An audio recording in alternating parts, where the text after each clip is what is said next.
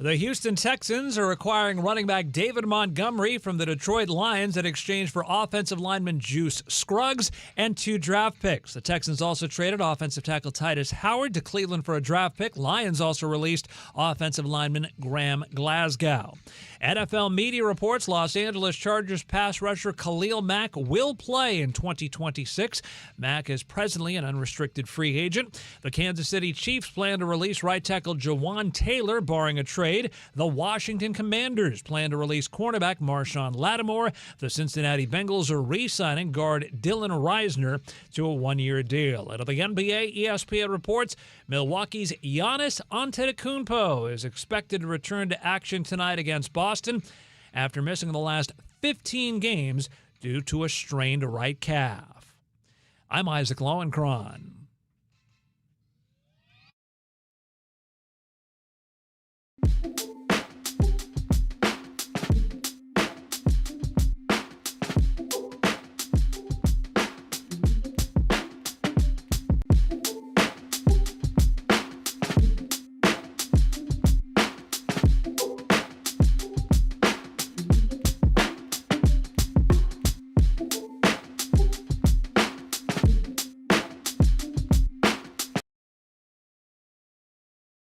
Somebody stop him. Are you Jim Carrey or a clone? That's the big question. Do you know Rich Davis actually went to Jim Carrey High School? That's why he's so hyper and weird like that? Oh! Right, he did. Well, you did go to Carey High School. That is true. In Franklin Square, Long Island. No! Just not Jim Carrey High School, but you might as well have.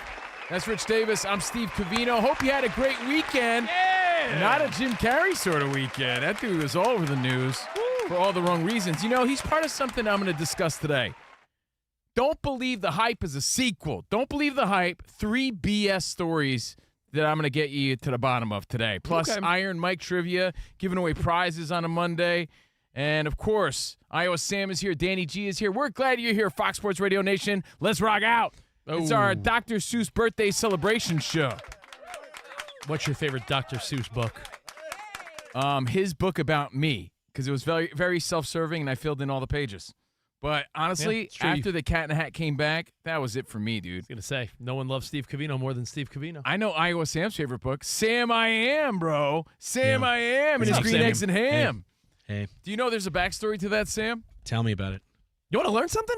I want to hear more about this Jim Carrey thing because I just heard he got his eyes messed with. You'll hear about it. Got but Renee Zellweger plastic surgery. Dr. Seuss's birthday, he was dared. He was dared to write a book with 50 words or less. And he said, all right, bet. I'll take the physical challenge. I'll take a ride down the Sunday slide. I'll grab the flag up the rubber nose, and I'll write a book. And he wrote a book with 50 words or less, and it was one of his most popular. In fact, the most popular.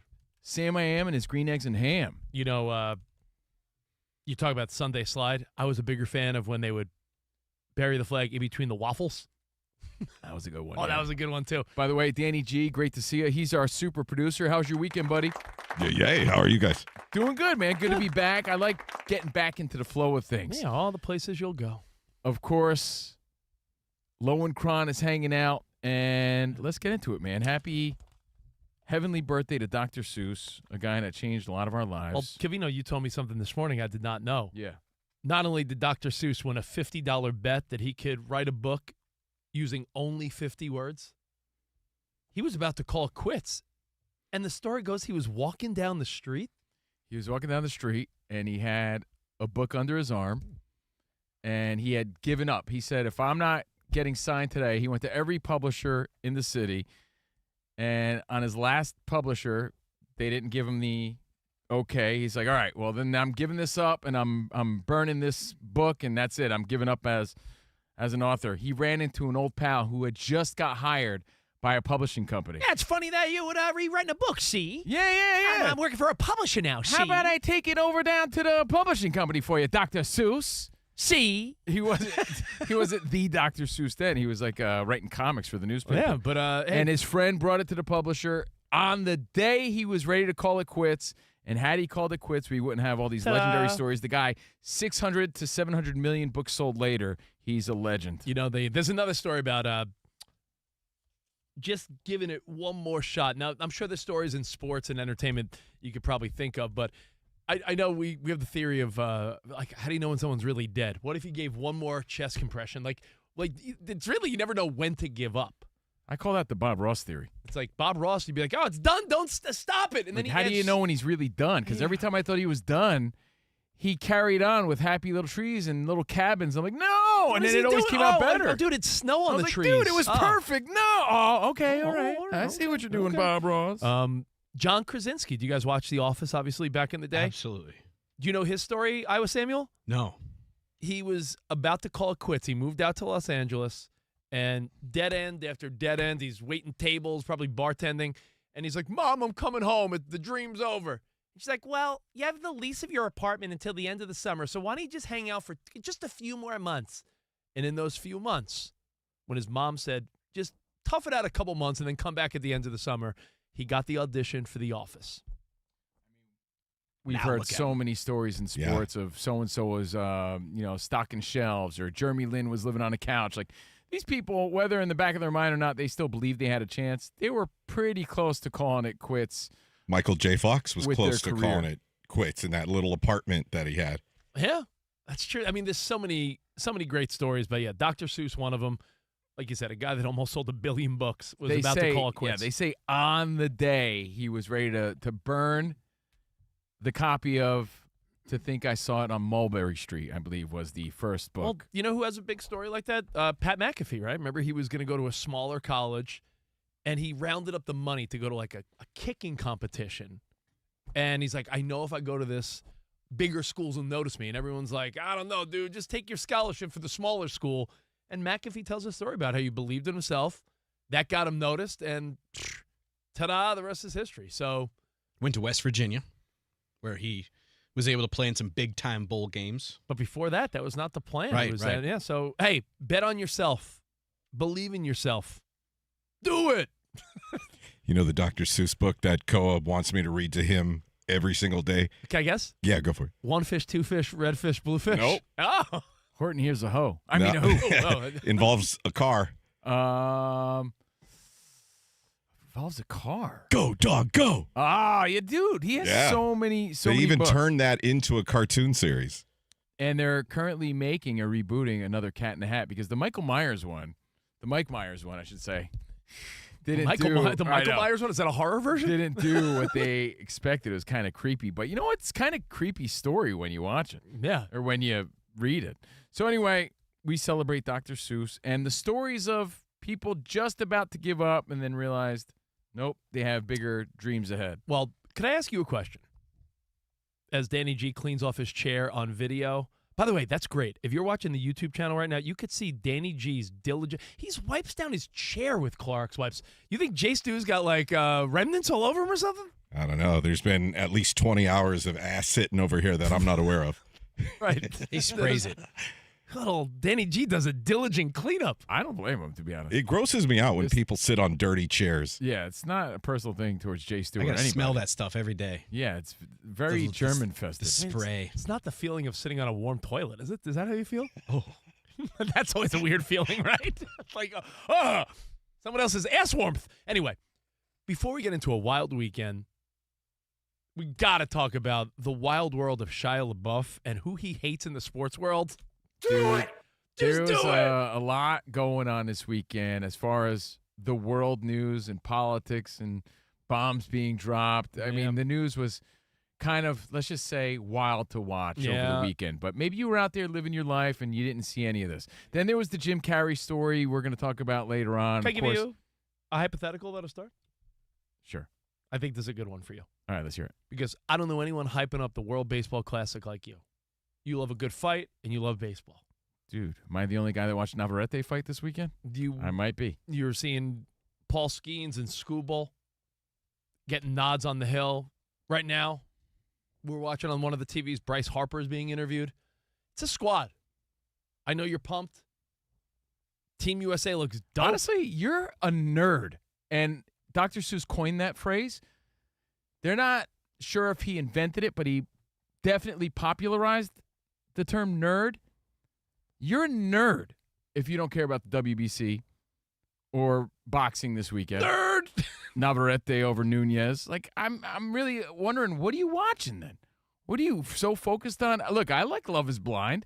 I love some trash TV. I watched Traitors. I watch all Are this you stuff. a faithful? But you're too cool to watch the World Baseball Classic? I'm sorry. I'm not too cool to watch a really great hockey tournament. Hockey's not my favorite, but I'm not saying, nah, I'm not watching that. I Of got course you. I'll put it on. You're lame-o, honestly, if you're not watching the WBC. All right, World Baseball Classic. That's so perfect. You leaned into it more than I even had hoped. Because I don't understand. How could you call yourself a sports fan and not be, like, pumped about it? All right, what if? Here's the hypothetical. In order for Team USA to win, you have to give up 5 Yankee wins this year. You taking the deal? 5 wins could be the No, difference 5 of 98 and 93. It could be Wins. 85 to 90. 85 it might could- not put you in the playoffs. It could be 100 wins versus Not in 95. the AL East. All right, then what's your number? What if I said 3? 3 wins. 3 wins? Yeah, I'll sacrifice 3 Yankee wins. You got Garrett Cole coming back. Garrett Cole. You got Fried. You got a pretty solid starting 5. Danny, you Yeah, I would sacrificing take that. 3? You sacrificing 3 Dodgers wins? I'll for... give you 7 Dodger W's. Whoa. I think you got 7 to spare. That's why. Because I think your second place team. And here's why. I think you got to ride. I call it riding the burst, ride the wave, riding the momentum, whatever you want to call it.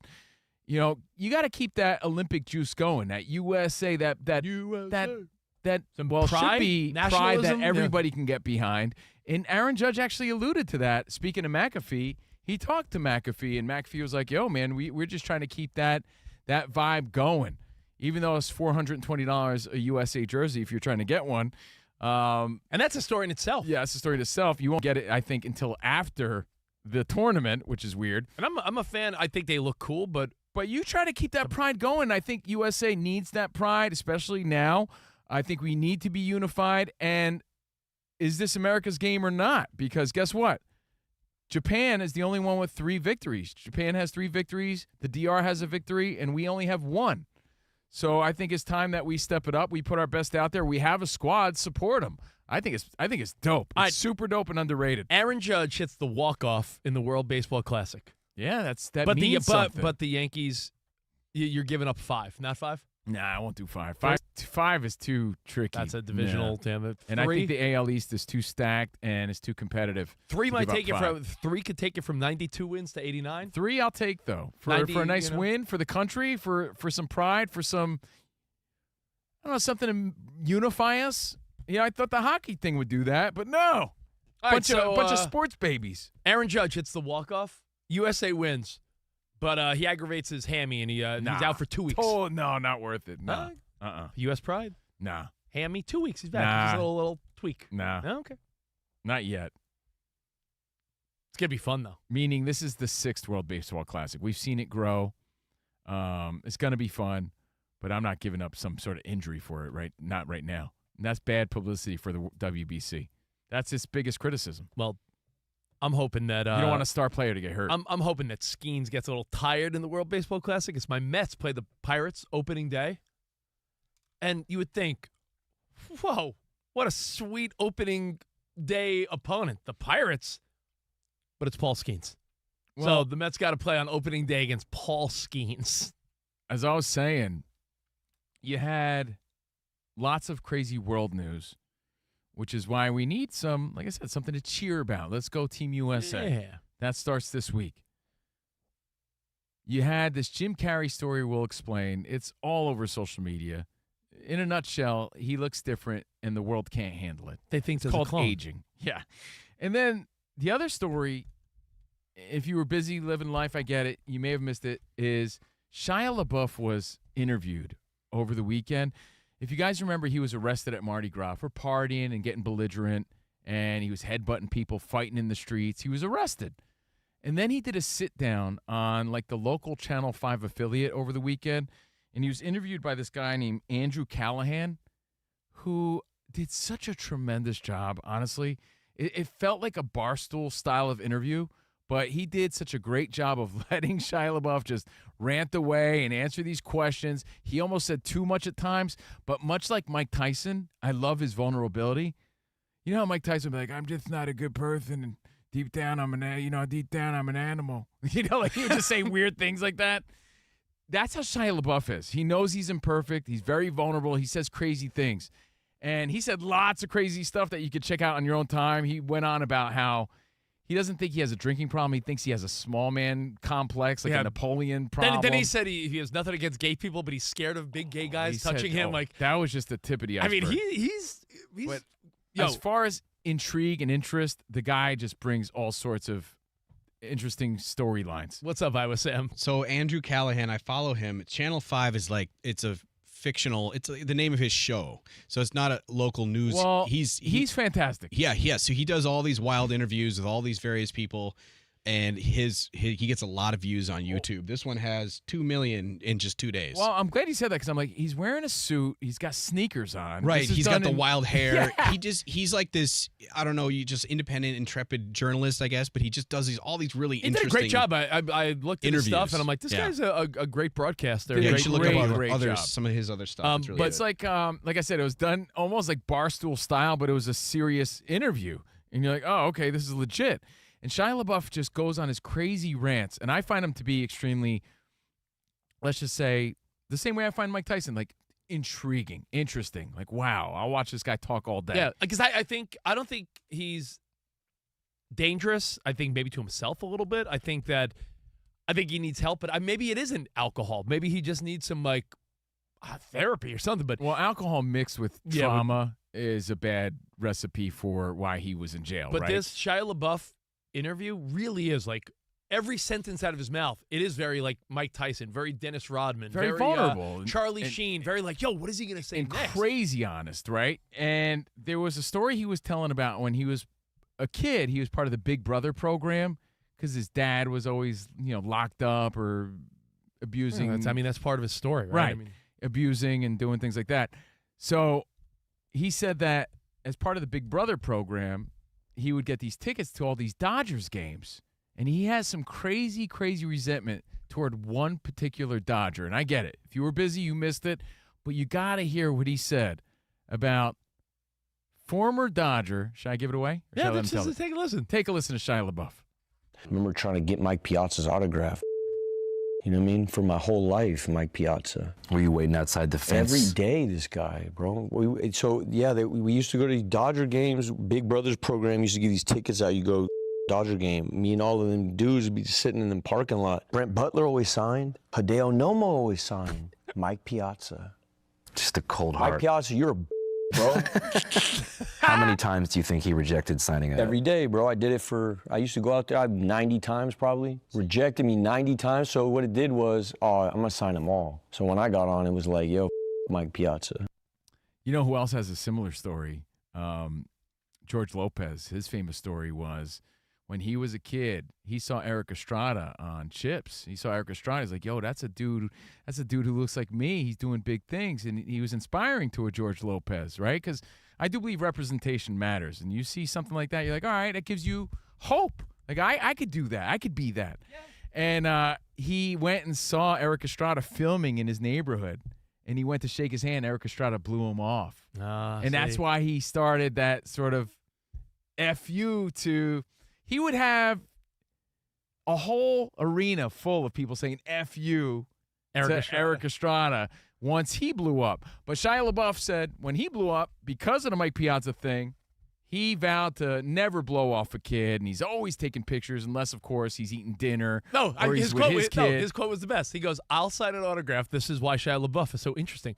I'll always sign for a kid unless he said, I'm eating dinner, I'm with my kid, or I'm chasing ass. That was his answer. Hey, he talks a lot about chasing booty on this interview. The guy's it's hilarious. intriguing, but it brought up the question for all of us. Is there a pro athlete you have an irrational hate for? Like, listen, because you know what it is? A lot of times you might catch someone on a bad day. Yeah, but 90 times Piazza blew him off? Like 90 times. As the kiddos say, that wasn't on my bingo card. Shia LaBeouf having a vendetta against Mike Piazza was not predicted by me, at least. No, but it was so funny and so out of left field, or should I say so out of home plate, that I was like, oh, my God, this Shia is so LaBeouf, funny. This is comedy without even trying to be funny. Calling Piazza a bitch was not on my radar. That to me. And he's saying F you, Piazza. It's so funny, Fantastic. dude. This is like Angels in the Outfield without the magic and the happy ending. It's like, remember how the movie starts? Like, aren't they sneaking into baseball games and trying to get guys' autographs? Hey, look, you used to be Mel Clark. Yeah, it's a great question. Like an irrational sort of hatred. Because you're right. For all we know, and I've met Piazza, I've interviewed him. He comes from a great family. He's a great dude. He has a great story. He's a guy that was never supposed to make it, right? He could have been like a Dr. Seuss and gave up, but he didn't. I remember one time, and it's a weird move too, because you don't like to do those like phone calls like, guess who I'm with? But Covino hosted an event once, and he hit me up. He's like, guess who I'm with? And it's like, yo, what's up, Rich? It's Mike Piazza. Yeah, Bummed you're not here. I spent the day with Mike Piazza. He couldn't have been a nicer guy. Yeah. And he was very nice to everybody I saw him interact with, but that's my experience. Everybody has a different one, right? Do you have an irrational hatred towards somebody, and why? Let's get it off our chest. Yeah, Clearly, Shia LeBeouf had to get that off his chest this weekend. You know, people will always ask us, the common question is like, who are your favorite guests? Who are the worst?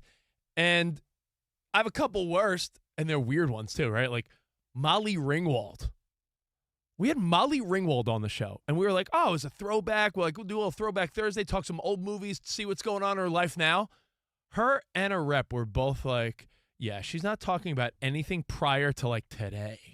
And I'm like, then. She was one of those that didn't embrace the past and didn't want to talk about anything like that. So I remember being like, this is the worst, and you're the worst. And then there's other actors who are known for, let's say, one part of their life, and they accept that part graciously. Even though it's probably annoying to them, they still accept it. She was not willing to talk about 16 Candles or Breakfast Club or Pretty in Pink or any of that stuff. And I remember thinking, like, then why would I want to talk to you? Right. And you know, yeah, you know what? It wasn't even that. It was how it was handled. Yeah, right? it was in a rudely rude kind of presented. way. I'll give you another one. But I don't hate her in any way. I'm I trying to hate think. her. No, Yeah, I'm kidding. Rich clearly hates her. I'm thinking of people I have an irrational like dislike for. Colin Kaepernick. Nothing to do with the kneeling, nothing to do with his politics. I'm a Niners fan. I met Colin Kaepernick in a VIP area at an ESPN party when we were working there. He was not distracted. He was not with his boys, with his crew. Mm-hmm. He was by himself. And Covino knows. I got to back Rich up on this Because one. Covino loved to make fun of me. Yeah. He was by himself, just like looking at his phone, like just killing time waiting, I think, for someone. I go, yo, Cap, my name's Rich, big Niners fan. I work at ESPN.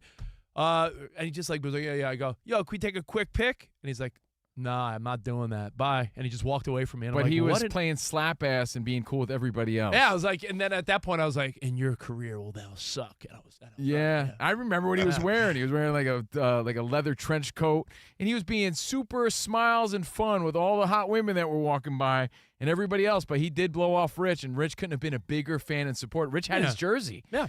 I remember. So, yeah, that hurts. That stings. I remember being like, F this guy. And you're a grown man at the time. So imagine how a kid feels when you're just trying to meet your hero.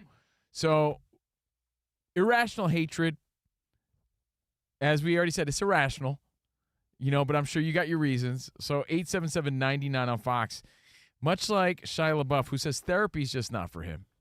Yeah, Maybe- CJ Stroud. Maybe for Danny G. Danny CJ G's. Stroud. Danny Maybe G. you just need to get it off your chest. Yeah. That's all we're Say it, saying. Danny, get it off your chest. Mine's more recent. It was after Stroud's great rookie season, and we're on Media Row at the Super Bowl, and he's standing now just beyond our stage area with his buddies. Yeah. And they were all wearing their dark sunglasses indoors and their big chains, and they were blinging.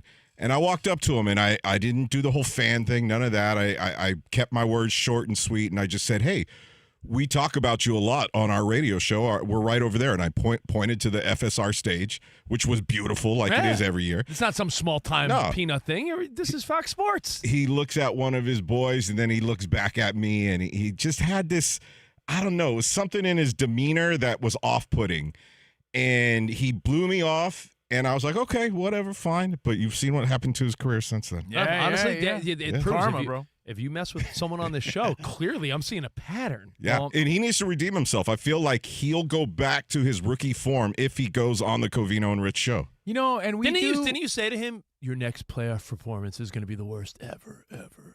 Yo, man, I jinx you for the next few playoff performances. I jinx your playoff. It's fine. And if you don't want to go on a radio or TV show, you can just say, no, I don't have time right now or whatever. And that would have been fine. But just the way he acted, I was like, yeah, I don't know about this dude. In these stories of life, you give people 2 strikes. Not necessarily 3. Like 3 strikes?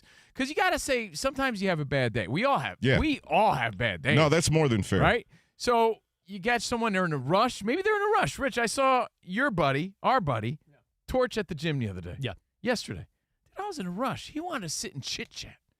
That would be the equivalent of taking a selfie and signing autographs. Yeah, I got to go, man. I'm like, yo, dude, I got to go. And I sort of blew him off, and I felt bad about it. But, again, he caught me at the wrong time. I don't got time to chit-chat. I'm on the move. Busy guy. So that's why I'm saying you got to give people some grace sometimes. Maybe they're in a rush. Maybe they had a bad day. Maybe they just got bad news, right? We know that. You give them another chance. I think you give them second chances. Third chances in this particular sort of thing, I don't know about that. 2 times That's a why I'm jerk, saying I don't know. Mike Piazza, for all we know, maybe he's so Shia LeBeouf. And he said, this punk, he's been here 90 days. This kid, he's no good. I'm never giving him an autograph, ever. Yeah. Your thoughts, we'll take your feedback. Who do you have an irrational hate for? We'll take your phone calls. We'll check our in-show chat. Plus, talk a little baseball. There's some whack headlines Covino wants to go over, so that's all coming up. Plus your chance to win some prizes here on Fox Sports Radio, so hang tight. Ready to tackle your financial goals? With Webull, you don't have to sit on the sidelines, whether you're a rookie or a pro. Webull puts you in the game with tools that help you make the moves you want. Trade stocks, options, ETFs, or play the long game with cash management and retirement accounts all on one platform. Webull's app pairs advanced analytics with real-time data so you could read the defense, adjust your strategy, stay in control. And now, meet Vega. That's the AI assistant. You could ask questions like, what's the outlook for this stock? Or, hey, analyze my watch list. And you get real-time stock analysis. No complex signals. They make it plain English. Want a wider view of the field? Oh, yeah. Use Portfolio X-Ray to spot trends, manage risk, and optimize the performance of your portfolio. Stop striking out with your financial future. Join Webull's community to discuss markets, trending topics, and ideas with fellow investors. Download the Webull app today on mobile or desktop. Webull. That's Webull, or visit Webull.com. Webull Financial LLC, member SIPC FINRA. Investing involves risk. For more information, visit Webull.com/disclosures.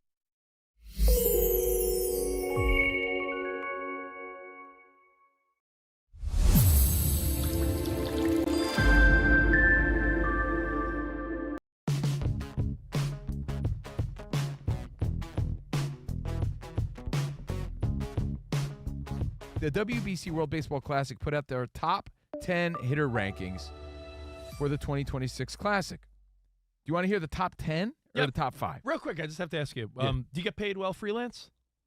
When Aaron Judge doesn't pay you to hang from his...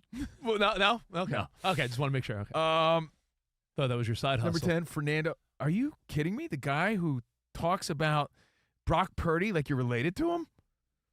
The guy who can't stop talking about the Mets? Okay. You got Francisco Lindor's phone number or something?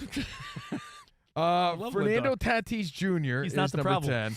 So this is the top 10 hitters from all teams, right? Because Tatis obviously plays for the DR. Okay. Kyle Schwarber is 9, USA. Acuna Jr., Venezuela at number 8. Julio Rodriguez, number 7, plays for the DR. Vlad Guerrero plays for the DR at number 6. Cal Raleigh plays for USA. He's at number 5. Is he a speed skater by any chance on the side? Cal Raleigh, the big dumper? With that ass, come on. So he's pretty low for a guy who was so close to winning the MVP last year. He's number 5 as far as hitting rankings. Your boy Juan Soto playing for the DRs at number 4. Bobby Witt Jr. ahead of Juan Soto at number 3 for Team USA. Is that overrated? I'm a fan of Bobby Witt Jr. I would have put Soto before Bobby Witt Jr. Is there a part of you that feels like Bobby Witt will have a big deal when it comes around, but do you think he's going to get like Soto, Ohtani, Judge type of money? Yeah, I think he will. I'm not throwing shade on him. I just thought maybe Soto would have been ahead of him. I mean, even for star power, but maybe I'm wrong. Here's where it grinds my goat. Here's where it grinds my gears. Here's where it itches my bum. Coming in at number 2, top 10 hitter rankings, Aaron Judge, Team USA, which means USA. number 1 hitter is Shohei Ohtani for Japan. Now, can't take anything away from Shohei Ohtani. I think he's the best player in the game, right? If it was the best player, then yeah, okay, Shohei Ohtani, fine. You sound like Rob Parker. He's not the best pitcher or the best hitter. Well, dude, he's not the best hitter. I mean, he's just not. I'll give you this. And if you don't believe me, believe the stats. I'll give you this. Judge is a better hitter, but I think the pure presence of Shohei Ohtani just. Judge is a way better hitter. It's not even close. Is Shohei Ohtani a better all-around player? Yes. I feel no shame in saying that. He's great. I love him. Way better. Judge is a way better hitter. What Like he does way? is circus numbers. He's a freak.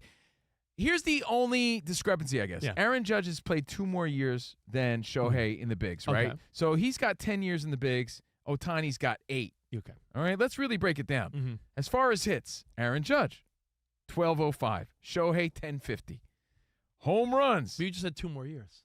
Yes, I know, but So you don't these think he'll numbers get will two- be You don't think significant. he'll get 200 hits in 2 years? Can I finish? I'm just saying. Judge, 368 home runs.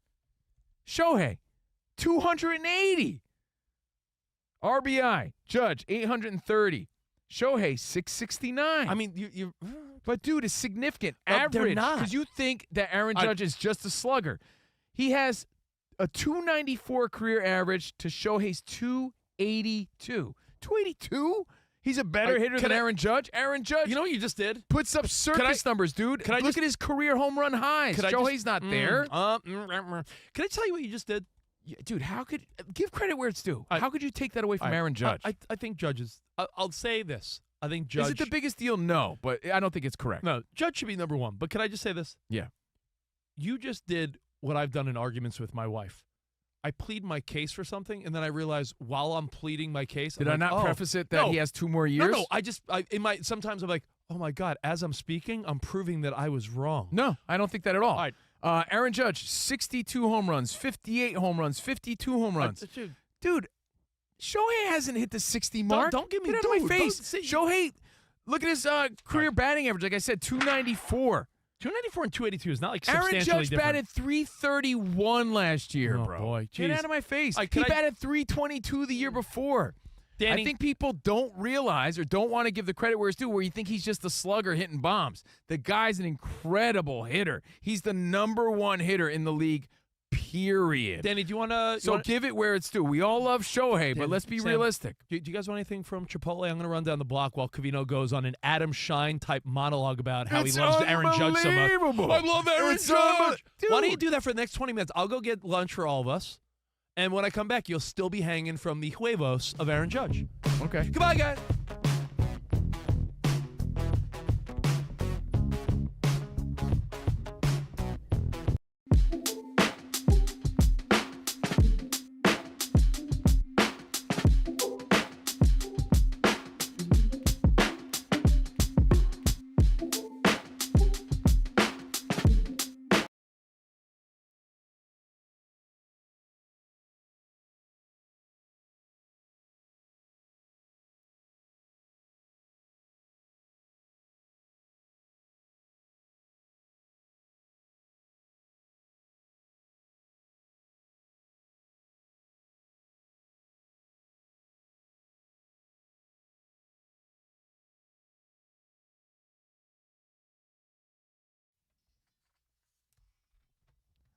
CNR on FSR, Covino and Rich. Every day I write the book in honor of Dr. Seuss on his birthday. It's also Method Man's birthday, Sam. METHOD man. Live from the Fox Sports Radio studio, your next success can begin sooner than you think. Put your goals within reach at University of Maryland Global Campus, an accredited state university. Undergraduate and most graduate classes start March 11th. Learn more at umgc.edu. That's umgc.edu. And have you ever wiped with a piece of dry toilet paper and wondered, is this as good as it gets? Well, no, the answer is no. Switch to life-changing, wet, extra-large, flushable Dude Wipes. Because wetter just cleans better. Available on Amazon, all major retailers nationwide. Dude Wipes, best clean, pants down. And you said it's Method Man's birthday? Yeah. In the music world, also Chris Martin of Coldplay's birthday. Bunch of music birthdays today. So enjoy if it's your day. By the way, March is here. Don't forget to pay your bills, too. March 1st snuck up on everyone yesterday, I think. The legend of the rent is way past due, Yeah, guys. Let's buddy. have a great month. Baseball's back. It's a good time for CNR on FSR. And speaking of, there's a story about Mike Piazza, okay? And Shia LaBeouf hates him. Now, for the record, Shia LaBeouf said some pretty off-color things in his interview, but he was very honest and vulnerable. I give him credit for that. Yeah. Don't think for a second we stand for all the crazy thoughts that he shared.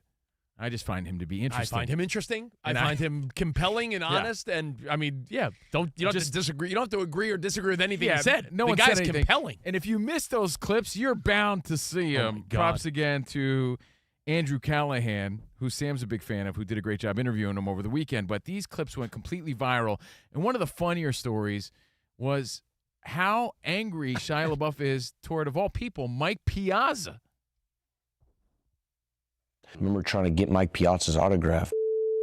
You know what I mean? For my whole life, Mike Piazza. Were you waiting outside the fence? Every day, this guy, bro. We used to go to Dodger games. Big Brothers program used to give these tickets out. You go Dodger game. Me and all of them dudes would be sitting in the parking lot. Brent Butler always signed. Hideo Nomo always signed. Mike Piazza. Just a cold Mike heart. Piazza, you're a bro. I love it. How many times do you think he rejected signing up? Every day, bro. I used to go out there 90 times probably. Rejected me 90 times. So what it did was, I'm going to sign them all. So when I got on, it was like, yo, Mike Piazza. Those stories are great, though, because you learn a lesson. And, Mike Piazza and stories like this, they never think that the kid they snubbed is going to make it this far in life where they'll get called down. I always find those stories funny when someone does blow up. They Right. remember those things along the way. There's a funny one that's not like a vengeful one. Do you guys know the Eddie Murphy, Rodney Dangerfield story? I don't think He so. told him he wasn't funny, right? Rodney Dangerfield, early on in Eddie Murphy's career, is like, "Hey kid, you don't gotta curse so much. It's Yeah, not good. that was No, it. like your act terrible." And then Eddie Murphy was like at his prime in the '80s and bumped into Rodney Dangerfield in a bathroom, and he just looked at him and goes, "Hey, I guess I was wrong." Like a very simple, funny story that we've heard over the years. All right, so based on the Hey. Shia LaBeouf, trauma that he still holds and anger he still holds towards Mike Piazza, do you have an irrational hatred towards somebody? Who is We- going to we be the feel like- genius? Yeah. And I want it to be us, but it won't be. But who's going to be the genius that could bring Shia LaBeouf and Mike Piazza together? I would love to do that. Can we, Danny, reach out to both reps? Yeah. Can we orchestrate a coming together of Piazza and LaBeouf? Well, I think it's good to get it off your chest and let this be the place where you could do that. I have an irrational, I don't want to say hatred. I think that's a strong word. Yeah. But there's certain Irrational. things that motivate me. Like I use those things to motivate me, so I look at it as a positive.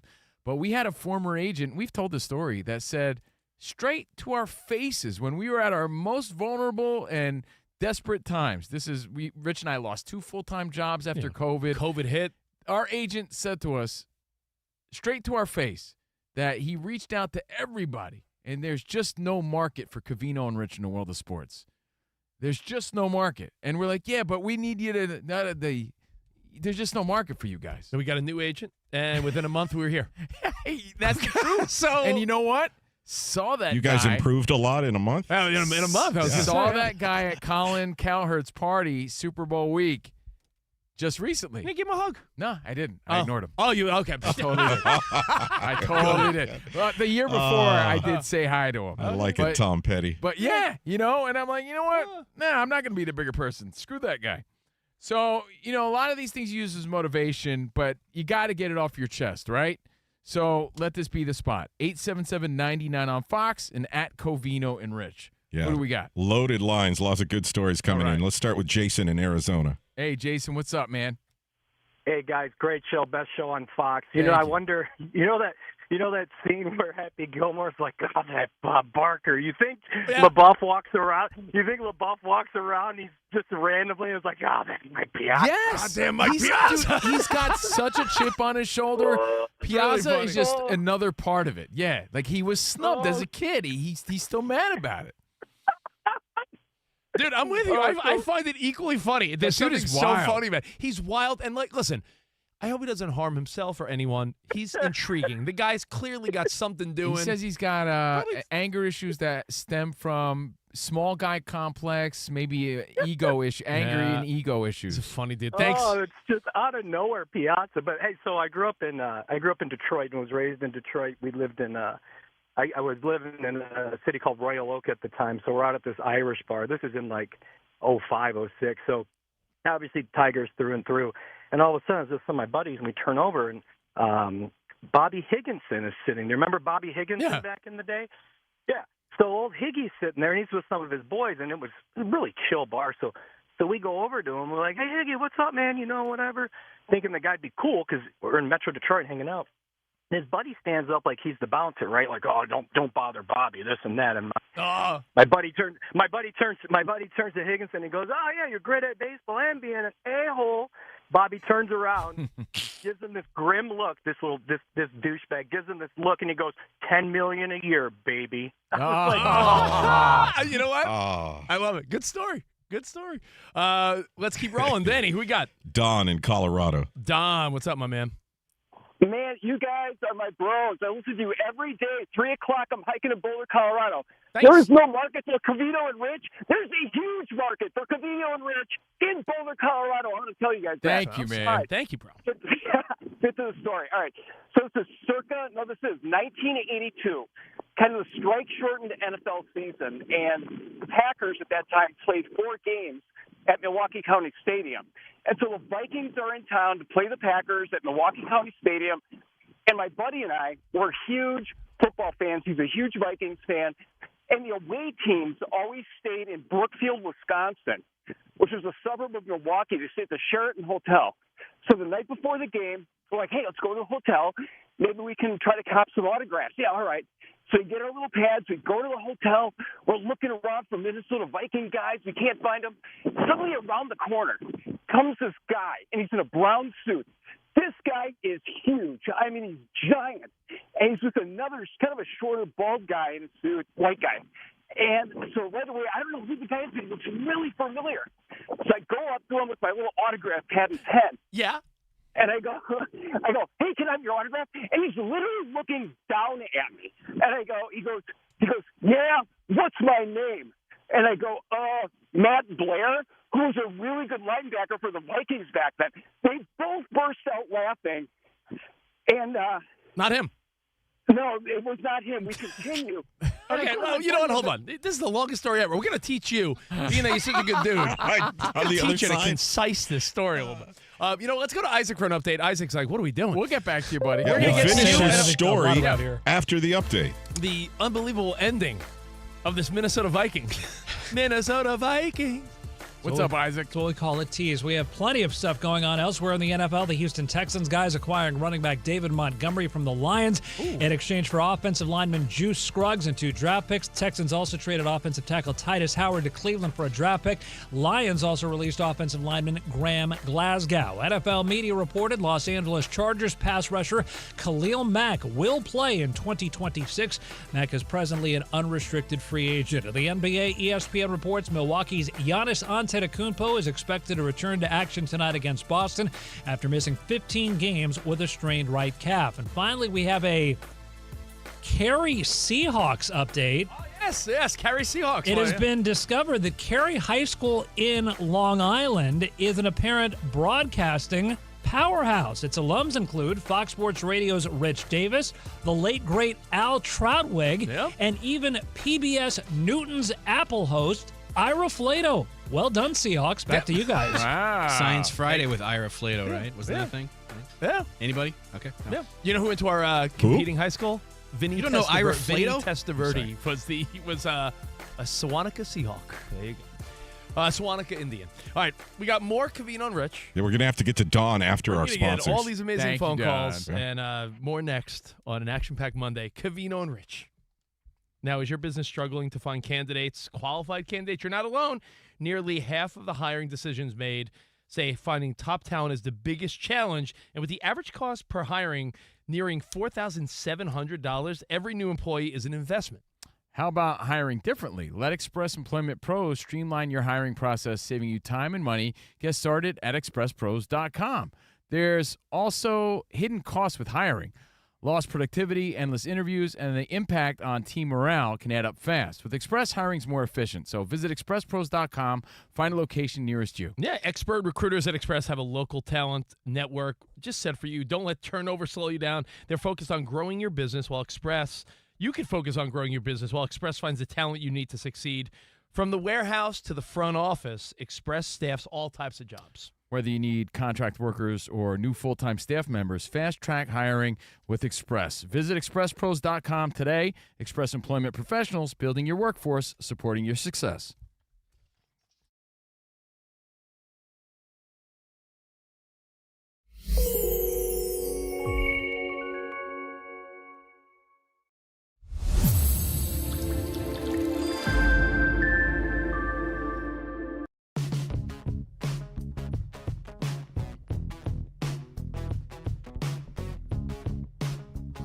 Angels owner Artie Moreno insulted the entire team's fan base when he said, look, our fans don't care about winning. It's not even a top 5 priority. That's what I wrote down. Not even. That's the funniest part. Winning isn't in the fans' top 5. According to this mystery survey from Angels fans that nobody even knows Are about. Are these the same surveys on Family Feud where you're like, top 100 people surveyed? Like, who gets surveyed? He's saying that the fans were surveyed and they don't care about winning.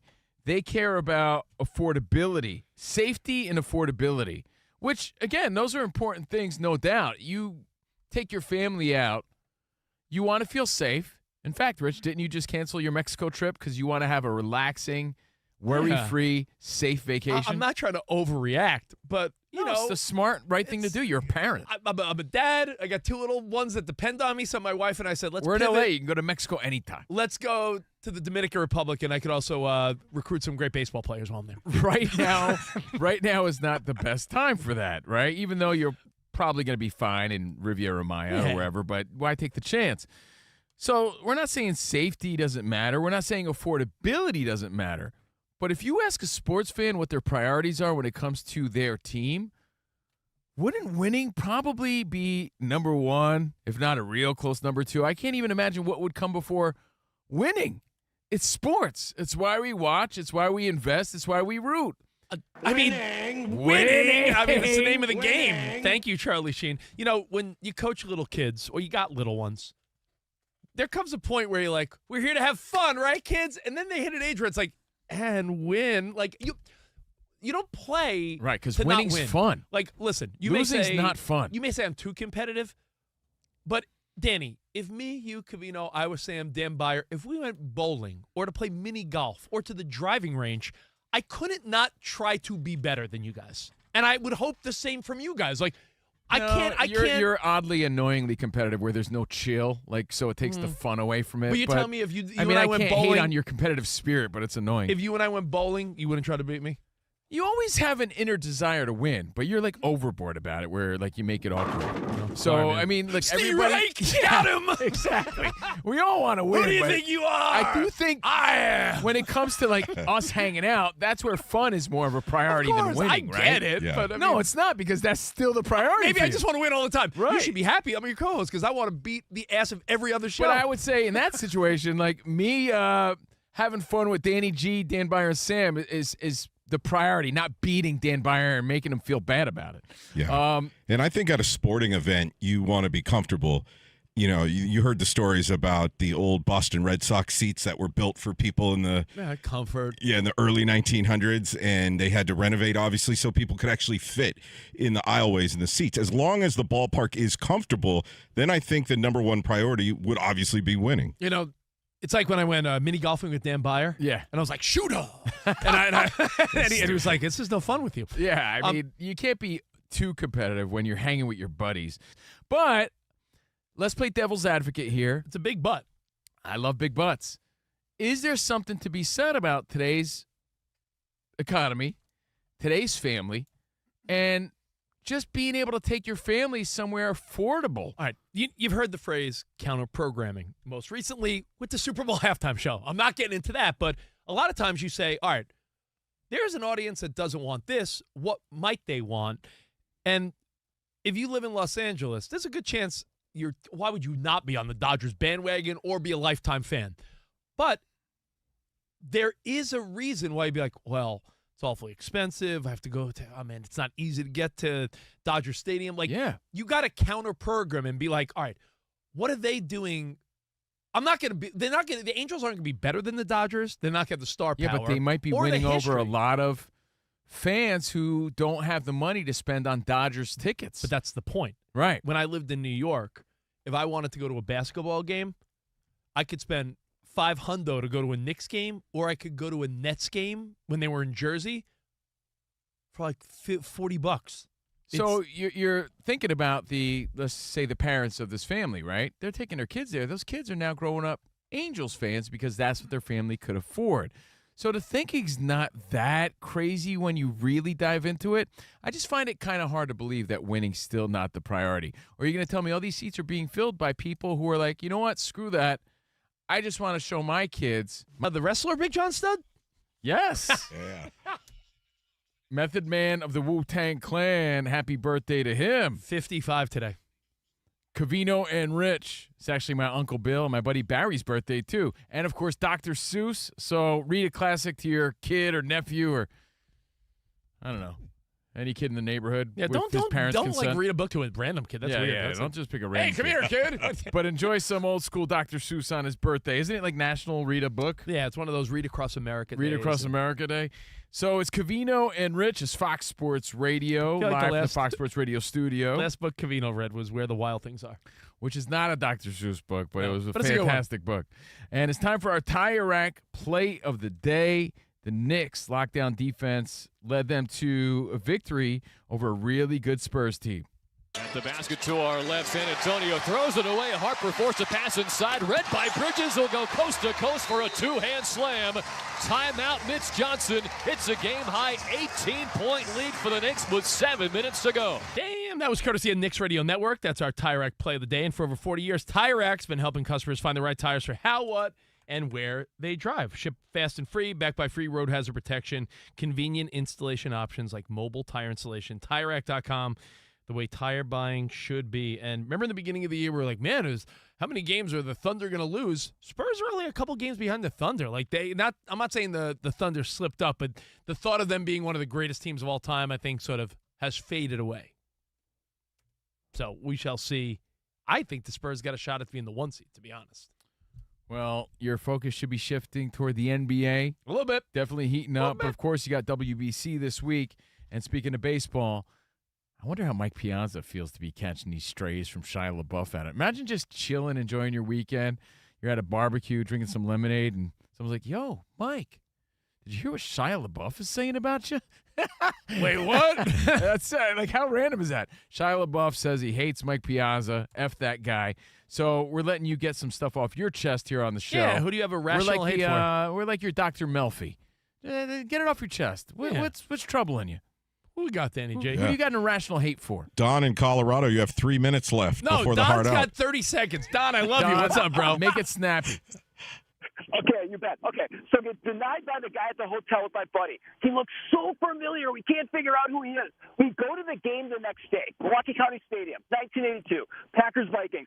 Look at the scoreboard, and it says, doing the game today for CBS Sports, Lindsey Nelson and Mean Joe Green. And we're like, no! It was Mean Joe Green denying me. It was a legend of all legends. Yeah, sometimes out of context you can't place it. That happens, man. It's so random. Well, football is a sport where, helmets on a lot of times. There are times there's a red carpet event, and some rep will be like, do you want them? I'm like, who's them? Like, sometimes a lineman, you don't know what they look like with the helmet off. Who else do we got? Thank you for that, Don. Let's go to Minnesota. Joe. What up, Joe? Hey, what's up, guys? Leave it to the Packer fan to talk through a break, man. That was a long story. No wonder they don't play games in County Stadium anymore. I got strays. I got one for you. Sterling Sharp owes me $20 because when I moved to Green Bay in the 5th grade back in 1992, there was a card shop right next door, and then you'd get your cards from the card shop and you'd go to Lambeau Field and get them signed, right? Yeah. My dad was like, hey, good way to get out in the summer. You got the lawnmower, go push the lawn up and down the street. Sterling Sharp, and this is back in the day before people made a whole bunch of money, lived on the block, like in the neighborhood, right? Like, he had a spot, which was probably a duplex where Wait, did he stiff you? We're out of time. He's going to have to wait. He fired shots at a Packers fan, and now we're going to hit the hard out. I'm going to teach you guys. I'm going to teach all you guys how to tell a quick story like you're on a date. All right. Well, thank you for the call. No, hold on. We'll get the rest of his story next. The conclusion of that story and more. The rest of your phone calls, plus Iron Mike trivia, giving away prizes. Covino and Rich on Fox Sports Radio. What did Sterling Sharp do?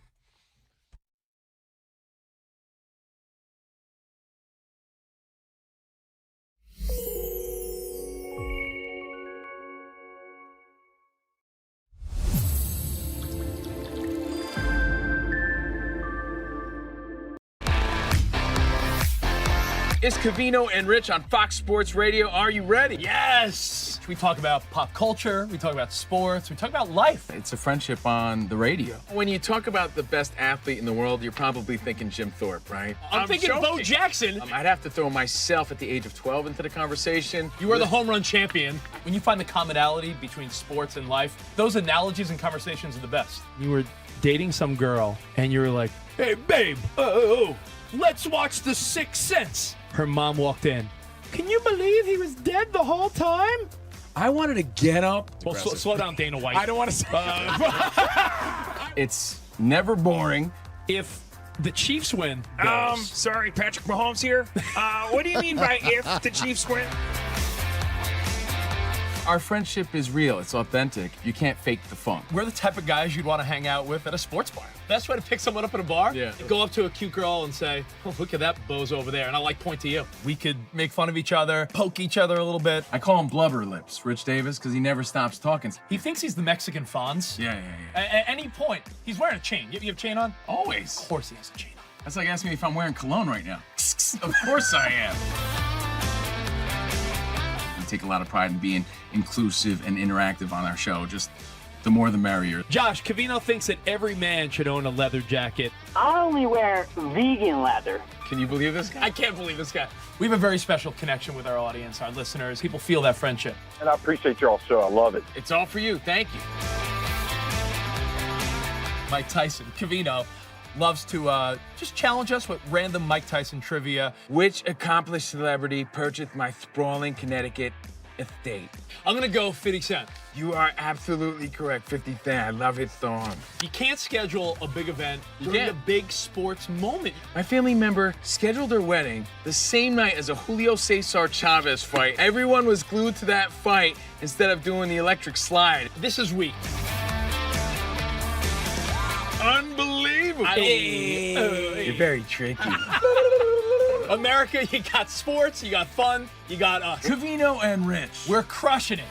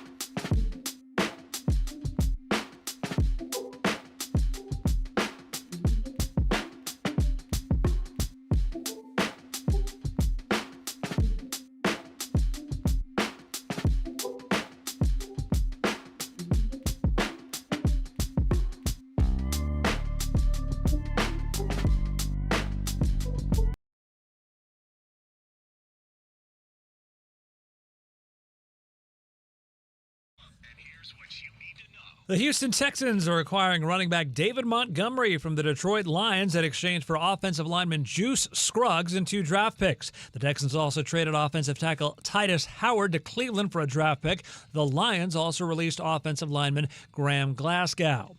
NFL media reports Los Angeles Chargers pass rusher Khalil Mack will play in 2026.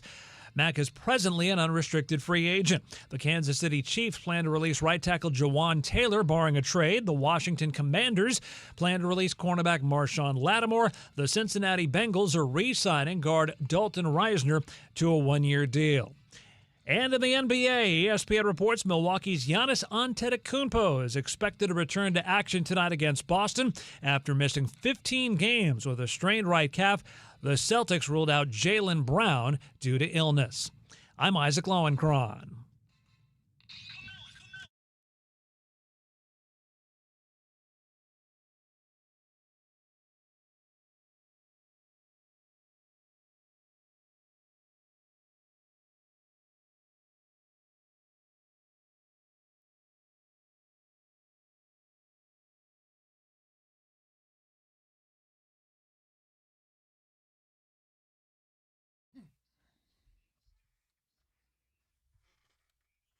Hey, that's us. Yo! Covino and Rich, Steve Covino and Rich Davis. And company.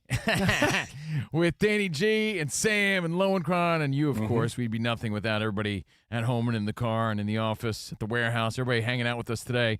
Broadcasting live from the Fox Sports Radio studio. And with the iHeartRadio app, you can stream us wherever, whenever, Shakira style, 24/7 on the new and improved iHeartRadio app. Just search Fox Sports Radio in the app. Stream us live all day, every day.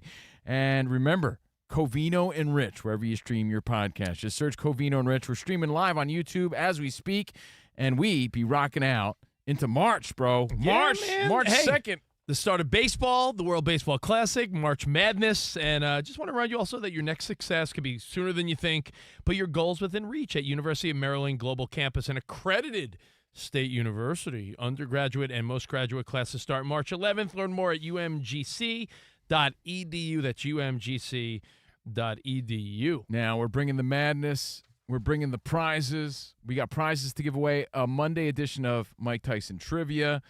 And that being said, I hope you had a Emmanuel Navarrete sort of weekend. He had a big win, but I feel like I was the only Vato that watched that fight over the weekend. Possible. I watched Traitors. I watched Paradise, which I caught up on Paradise. New episode tonight, Danny G. So good.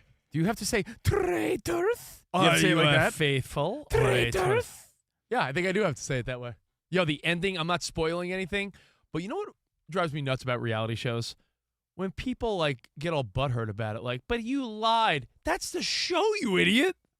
The show is to lie. Cacio de Pepe.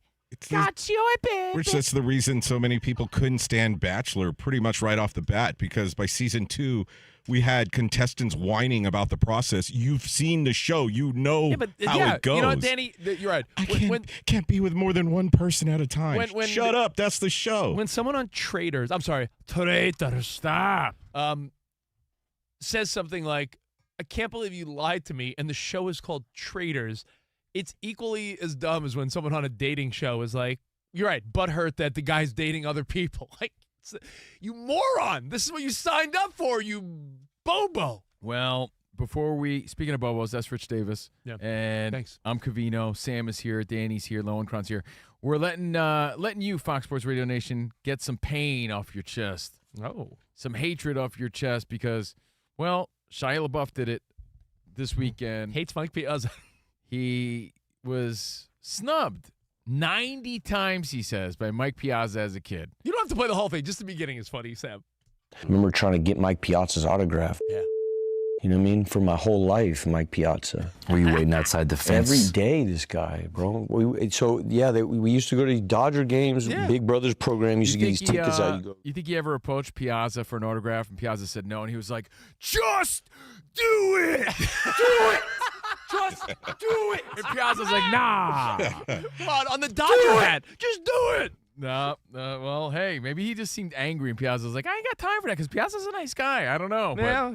I'm not saying it's not true. It happened. It's really funny. So, what's your story? And then we'll move on because we have other stories to tell. Again. I have some NBA insight in the form of don't believe the hype. There's a few stories that are viral, and you're like, that's not what happened really at all. Hey, that's my opinion. Hey, Danny J, as you said, one of our listeners pointed out, this is not creative writing. This is not you know. Scott in our YouTube channel chat wrote, "What is with the callers today? This isn't creative writing class," with laughing emojis. Okay, ready? I'll give you how it's done. I hold a lot of resentment, but I use these things as motivation. Like I never forget. I don't hate anybody. But Covino in Sherman Oaks, California is on the line. all right. On my radio come up, it was a big deal to make the radio station calendar. And there was one particular photo I was in, and someone trying to hold me back edited me out of that photo. So I was not in the radio station calendar because someone cut me out of it because they felt the need to. They were oppressing you. I hate that person, kind of, but I use that as motivation. So I say today, F them, but thanks for making me better. All right, what pro athlete or beginning, middle, end? See, that's a story. Yeah, and you didn't give a year. You didn't say what color shirt you were wearing in the picture. But you have to imagine that hurt my feelings as a young guy just trying to feel like he was part of something. Pro athletes or anyone that you have a weird, irrational hate for. We have to let Joe in Minnesota finish his story. Joe, what's up? All right, lesson learned, guys. I love you, Joe. What's up, man? Hey, all right. So mowed the lawn across the street from Sterling Sharp. As he was coming out of his house, he was like, "Hey, get mine next." And I was like, "Yeah, blah, blah." He's like, "How much?" $20. I was like, "All right." So I saw that guy at Lambeau Field, was like, "Hey, you cut my lawn. Can I get an autograph?" And he's like, "Nah, man." I'm like, "All right, 5th grade." I go back. I see him the next day. I'm like, "Hey, I mowed your lawn. Can I get $20? You owe me $20. And he's like, "I don't know you, man." And he blew me off. What? Third time, Man, you have a real third time with my mom at the grocery store. I was like, "Hey, it's Sterling Sharp at the Cops Food." Yeah, detail. It's important. But I was just like, "Hey, man, like, that's the guy who owes me $20. My mom's like, "That's Sterling Sharp. Sterling Sharp owes you $20. I'm like, "Yeah, I mowed his lawn." And he looks over. He's like, "You didn't mow my lawn, man." Whoa! I want my $2. Where's my $2? With interest, that's $2,350 with interest. That's a BS story, bro. I'm mad for you, dude. I hope he hears this. Huh? I hope he gets word of it. Man, Sterling Sharp's going to hear about this. Yeah. And we'll take a couple more quickies. Yeah. What do we got, Danny? Neil in Virginia. Yo, Neil. Hey, buddy. Yeah, what's up, fellas? As always, y'all are the truth. Oh, I don't personally hold grudges, but I hold them for other people, and I've been holding this one for about 3 weeks, ever since Colin stole Fernando. Yeah. Oh, yeah. I'm glad. Y'all. Oh, you know what? I'm holding it down for y'all. I appreciate that. Colin Cowherd stealing Fernando. All right, who else we got? All right, let's wrap with Brett in Vegas. Brett, what's up, buddy? What's going on, guys? Big fan. Oh, thanks, man. Thank you, buddy. Disneyland, see the Lopez brothers, Burke and Robin, walk around. Can't miss them. They're 7-footers. And I go up to them to say, "Hey, can I just get a picture?" Didn't want autograph. And they kind of blew me off. Like, no, get out of here. They gave me a dirty look. And, my ex-wife family, they're all giving me a hard time. Like, just leave them alone. I was like, dude, they're celebrities. They're just used to it. Anyways, that Western restaurant where they do, like, the show at Disneyland? Yeah. So we go and sit in there to watch a show and eat food. And lo and behold, the Lopez brothers walk in the back door, and they put them in a little separate booth up there by themselves. Yeah. Well, the guy starts doing the show, and he's picking volunteers. Well, he picks Brooke Lopez to go up there and be Paul Bunyan. And so he goes up there, puts on the hat, and then he sees me, 6 beers, like, "Hey, won't you come up here and you can be Grizzly Adams or whatever?" So I would have on stage. Now I'm standing next to Brooke Lopez the whole time, and he's looking at me. I was looking, smiling, like, "Hey, I'm getting that picture now, aren't I?" That's so funny, dude. That's so stupid. I told you I'd get that picture somehow, Mr. Bunyan. The awkwardness turned into a photo. That's funny. So funny. All right, good one, buddy. You know what? Glad you got it off your chest. Continue doing so at Covino and Rich at Fox Sports Radio. Yeah, who knew Piazza and Shia LaBeouf would start all this? And respectfully, and to be fair, there's two sides to every story. And like we said to start this off, I think you give people 2 chances because you got to assume that not everyone's got the time, or maybe they're having a bad day. Maybe your timing was off. So either way, thanks for sharing. And if you get the chance to watch this Shia LaBeouf interview, oh my goodness. That dude is wild, to say the least. Fantastic. Yeah. And you know what? You said what to watch this week. We got the World Baseball Classic. Baseball, spring training games. I think we're seeing some funny moments. I know it's spring training, so it's easy to have funny moments, but have you noticed a few times where the ball strike, the automated ball, the ABS, has got some laughs? Like there was one where Schwarber knew he struck out, and he's like, you got me. He just waited there. And there was another one where it was 0.01 inches. Like, how do you know? I've seen a few of those, yeah.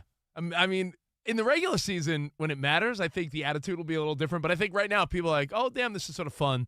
So we'll see how that works out. Baseball heating up. And Danny G, I know you and I, Covino, you like it, but not as much as us. Paradise, new episode tonight. It's all right. Yeah, I don't hate on it. It's good. Sterling K. Brown's legit. It's a good show. All right, so enjoy that. And there's a few stories that I want to bring the truth to, okay? Yeah, these are three things. You wrote Two down of them three are things. NBA related. Season's heating up. Like we said before, time to shift your focus, if you haven't already, to some good NBA, right? But there's one story where Steph Curry's out with a knee injury, and Draymond Green is trying to hype his team back up. And that whole time, they're saying that Steph Curry, you may have seen the clip and not realized what was going on. It's where Steph is wearing that beige outfit and his hat. They're saying Steph Curry was side-eyeing Draymond Green the whole time. Like almost as to disrespect what he was saying and what he was doing. And that's a headline? Curry's blank side-eye at Draymond steals the show in the Warriors' loss. So the Warriors dropped a 129-101 game to the Lakers. Curry's getting reevaluated in 10 days. But the story is how he's side-eyeing Draymond Green, so is there trouble in paradise? And when you watch the clip, right, because I even heard about this. I'm like, I heard about it. I saw this clip. I saw the headline. I'm like, let me watch this clip for myself. All you see is Draymond Green trying to get his bench fired up and Steph Curry, like, nodding his head, like, yeah. A nothing burger. It's a nothing burger. So, I mean, this is my interpretation. You know how people see the same thing and interpret two different things? You know what I see? Nothing. I see nothing. And then there's another story. Next story. Kind of similar. Is this like, are we grasping at straws here to, like, get a headline? I think so. To get attention? Because the NBA needs some excitement. There's another story where J.J. Redick and Luka go back and forth. The story is they definitely don't like each other. But here's the headline. This is hilarious. Luka had to be held back from J.J. Redick. Held back? And I'm like, all right, hold on. So What's he held intrigue. back? Yeah, so all right, now I got to see this. And again, I get it. If it bleeds, it leads. And what's the term? We were duped. We were duped, but we were baited. Bamboozled. We were bamboozled. But I get it. So hoodwinked. clickbait. It's Hoodwinked. clickbait, right? So, you click and you're What'd like, you say about my hood? that's not what happened at all. And here's what I think people need to keep in mind. Like, are we a bunch of sports weenies? Like, this is the heat of the battle. You're in the moment. There's no time for pleasantries. If J.J. Redick and Luka look like they're in an intense moment, yeah, they're playing a game they're trying to win. This is sports. You're not trying to be polite in those moments. They're at battle, and they're in the moment. And then in the locker room later on and after the game, yeah, they're cool again. Everything's normal. But in that moment, there's nothing cordial. They're just trying to get a point across. It's like when Rich curses us out during the commercial breaks. Yeah, that's just part of the game. That's just how it is. it. It's like, did you ever play sports even at the lowest levels when you're just trying to get your team hyped up? Luka did not have to be held back from J.J. Redick. Like, this is not what's happening even at all. Danny G, you saw the clip, I'm sure. You saw that they were definitely, like, There was in a the moment. disagreement There's going a on. disagreement. They're in the moment. Yeah, whether Luka didn't want to be pulled out of the game at that time or whatever J.J. was going Redick on. grabs him by the wrist or whatever. He was trying to tell him something about something that had just happened on the floor. And it looks like Luka blows him off a little bit. And Luka went to the bench. The bench players kind of grabbed him, like telling him, let it go, dude. But that's it. That's the story. And we're talking about high intense moments in the NBA. These guys are battling for their careers, battling for their reputation, battling to win. You're going to really focus on that the fact that they had a disagreement in that moment. Like it's such a nothing burger. A total non-story. And then the third biggest lie of the weekend. The third biggest lie of the weekend. Could I add a fourth? That's not because I think we should end on your good one. Sure. I'm reading this as a Mets fan. Tell me what you think of this, because this applies to every team. So number one, Steph was not side-eyeing Draymond Green. Number two, no one was holding back Luka as if he was about to punch J.J. Redick. He was sitting down. Non-story. I saw a headline that again, these are. I think we're at a point where like sometimes the headline, again, clickbait trying to get you, right? Former Met Ron Darling, who by the way was great in Shallow Hal. Ron Darling sends a message to Kodai Senga. Like, ooh, sends a message. What is this? Now, Mets pitcher Kodai Senga, who, as you know, at times has seemed pretty unhittable, and then other times, like the most hittable, with his ghost forkball, right? You know, Senga. Senga wants to pitch. The Mets are essentially doing a 6-man rotation because Senga wants to pitch on a 6-day rotation. So now, Ron Darling just came out and said, here's my feelings. Senga's been here a couple years. There should be a 5-man rotation. The rotation should not work around him wanting an extra day anymore. It's plain and simple. That's his opinion. He's an analyst. Is former pro, World Series champ. Is that sends a message to Senga? No, not really. No, but not at all. How do you feel his about opinion that as a broadcaster? How do you feel about that when you have Honestly, if he's going to perform better with that extra day rest, I think you give it to him. But then how do you? But everyone he's got else to prove that it works. But would you agree that everyone else should stay on their rotation? Like, how do you? If one guy wants a 6-man rotation. Yeah, pitchers are very particular. So if it's throwing everyone else off their routine, but what if you don't make exceptions for one dude. But if everyone's cool with it, and it works for everybody. What if Clay Holmes and Peralta and these other guys we don't want a 6? Then no. Yeah, then no. Like you're accommodating one guy? And I bet Ron Darling's coming from that perspective. As a pitcher. Yeah, I agree. Yeah. But here's the best story. And Rich, we see that with all the fan bases really quick. I think a lot of the YouTube sports reporters have kind of murked up the waters because I saw a story the other day that said new Raider coach Kubiak sends a strong message to Ashton Genty. Ooh, you're thinking like, oh man, he's putting the smack down. And I knew. I bet this is BS. And I clicked on it, and he's like, I don't want it to be a one-man show where we wear down our star running back. We need another back in here. Dude, that's a strong Get out of here with these crappy headlines. It's just clickbait. This is the slow death of social media and the internet as we know it. We're less likely to keep coming back once we realize, because we know, like, this is all BS. Every video we watch is AI. Every article we read is clickbait. You're looking for the juice. You're like, that's the juice. Remember what killed MySpace? Too much BS. And social media in general is becoming one big cesspool of fake nonsense and clickbait. We're going to get back to normal reality prior to social media taking over our lives as a result of all this. So the silver lining is we're going to get to the point where enough's enough, and we're sick of this type of stuff. So what did George Bush say back in the day? Fool me once, can't get fooled again. Fool me once, shame on you. If fool me, we can't get fooled again. You can't get fooled again. You can't give me an Ashton Genty BS headline, then give me a Ron Darling BS headline, and then give me J.J. Redick and Luka need to be torn apart. And the Steph Curry thing, like, get out of here. And then the third or fifth now, because we've added a lot to this list. By the way, the Steph Curry one, I'm sorry, sounds like something, not to sound sexist. Look at the video. It sounds like something your wife would say, like, oh my God, he looked at me funny. Dude. Look, come on. Here it is. I've seen this a million times, and then when I finally watched it, I'm like, this is what they're saying the big deal is? He's sitting there listening to Draymond Green trying to hype up the bench. That's nothing new. Draymond Green's one of the leaders of the team. I don't think he's side-eyeing him. I think he's just acknowledging him like, yeah, he's nodding. Oh, boy. So anyway, the last nothing burger of a story is this, and I can't believe how big of a story this was over the weekend. If you missed Shia LeBeouf, you might have missed this story.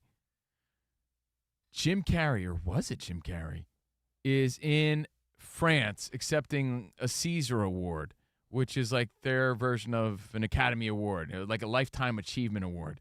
And he shows up to the red carpet in France, and he looks different. I acknowledge that. Yeah. But you could see with your eyes that it's still Jim Carrey. He just looks a little different. Like a little different. And he accepted the award speaking French, which I thought was impressive. So his demeanor was a little off or a little different, and he looked a little different. But you know what? Jim Carrey is 64 years old. Do we Wow. expect him to look the same as he did in Liar Liar? Are we expecting him to be the same Jim Carrey? Like, are we all living under this false pretense that no one in Hollywood ages? Hate to tell He's you. older. Hate to tell you, Ace Ventura is over 30 years ago. Same with Dumb and Dumber. Everybody's getting older, guys. Talking about guys that what you're thinking of 30-something-year-old Jim Carrey in the 90s. He's in his 60s. And we're talking about a true treasure, a guy known for his face and his mannerisms, and his expressions. And yes, it's noticeable he looks different. What's surprising to me is that it seems like Jim Carrey caved in because he seemed anti this type of behavior, but he caved in and got some work done, okay? Yeah, But the is this skin around his eyes stretched. Is this the first time we've seen someone look a little different? No. Yeah. Does it still look like Jim Carrey? Yes, but a little different. But if you read the feedback and And the he's got overall cat eyes story, now. yeah, but the whole story is that, dude, It's a clone. It's a Yeah, I clone. know. It's not even him. Yeah, then Hollywood got to him, then man. there's rumor it's that a double. Yeah, there was a rumor that Jim Carrey was killed because he knew some insight about the Epstein files, it's and like this all is this is like a, it's not a clone. clone. It's not Hollyweird got to him. It's Jim Carrey got older. He got a little work done. Has everyone lost their mind? What a non-story. Yet surprising that he looks a little different. Whoopity do. We all do. Okay. He doesn't look that bad. It's so blown out of proportion. It's not a clone. It's not an alien. It's Jim Carrey. He got older. Dude, the end. This is a great conversation. What you should call like punch yourself for. Give yourself a karate chop. Does like, anyone really think he was cloned? Do people really think this? Oh, the same people that think J.J. Redick and Luke are about to go at it. If you read the feedback, everyone thinks I'm like, is everyone that dumb? Or does everyone think like people really have these? Yeah. I do believe in stunt doubles, like as a form of distraction or detraction. Like, hey, let's fool everybody and think Jim Carrey's walking out this way and have his double go. I do believe super famous people have stunt doubles. I get that. But do you really believe that this is some sort of clone and they got to him? When the minute I heard him talk, He sold I was his like, soul to the devil? The minute I heard him talk, I'm like, that's Jim Carrey. But for a minute, I was like, ooh, what if he played a trick on everyone and had someone wearing prosthetics or something? But Well, the no, minute no, you hear no. him, How about maybe he looks different for a movie role? That's a possibility. He did portray Andy Kaufman And in The Man on the he Moon, who was always Andy wanted to, Kaufman, right? Like he's a method guy. Maybe he did something for the sake of a role, and we're all sitting here like clone. hating. Well, Andy Kaufman, a lot of people thought he faked his own death, but he really did die. clone. So for all we know, this is something for a role. Because, he's signing his autographs different. His eyes are different color. Oh, his demeanor's different. Maybe he's in the middle of a method process that we don't know about. But again, a nothing story blown out of proportion. And it just goes to show you, maybe we will get back to a normal life when we realize everything we're reading and duped into looking at is BS. Facts. All right, now what game are we playing today, Danny? It's an Iron Mike Monday. We're doing a little Iron Mike on a Monday? Yeah, Iron Mike all right. trivia. Okay, let's get into this. You want to play? The number is 877-99 on Fox. Win a Covino Rich prize pack with Fox Sports Radio. All you got to do, answer some simple multiple choice questions from Iron Mike. We'll do that next right here on FSR. Ready to tackle your financial goals. With Webull, you don't have to sit on the sidelines. Whether you're a rookie or a pro, Webull puts you in the game with tools that help you make the moves you want. Trade stocks, options, ETFs, or play the long game with cash management and retirement accounts, all on one platform. All righty then. Webull, their app pairs advanced analytics with real-time data so you could read the defense, adjust your strategy, stay in control. And now Vega, the AI assistant, could help you do things like analyze your watch list. You could ask questions like, what's the outlook for the stock? And you get real-time stock analysis. And it takes really difficult-looking stuff and makes it plain English for you. Want a wider view of the field? Use Portfolio X-Ray to spot trends, manage risk, and optimize the performance of your portfolio. Stop striking out with your financial future. Join Webull's community to discuss markets, trending topics, and ideas with fellow investors. Download the Webull app today on mobile or desktop. Webull or visit Webull.com. Webull Financial LLC, member SIPC FINRA. Investing involves risk. For more information, visit Webull.com/disclosures.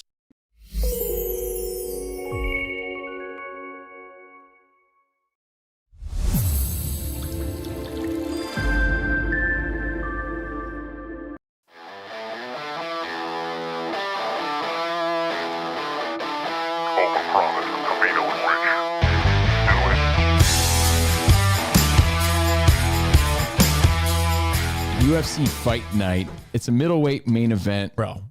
Strickland, 29-7 versus Anthony Hernandez, 15-2. And Sean Strickland just off his rocker, unhinged, probably the biggest maniac in the fight game ever. And we're talking about guys like Mike Tyson, guys that get punched in the head for a living. Dude, the press conference with this dude, people were just like, yeah, keep going.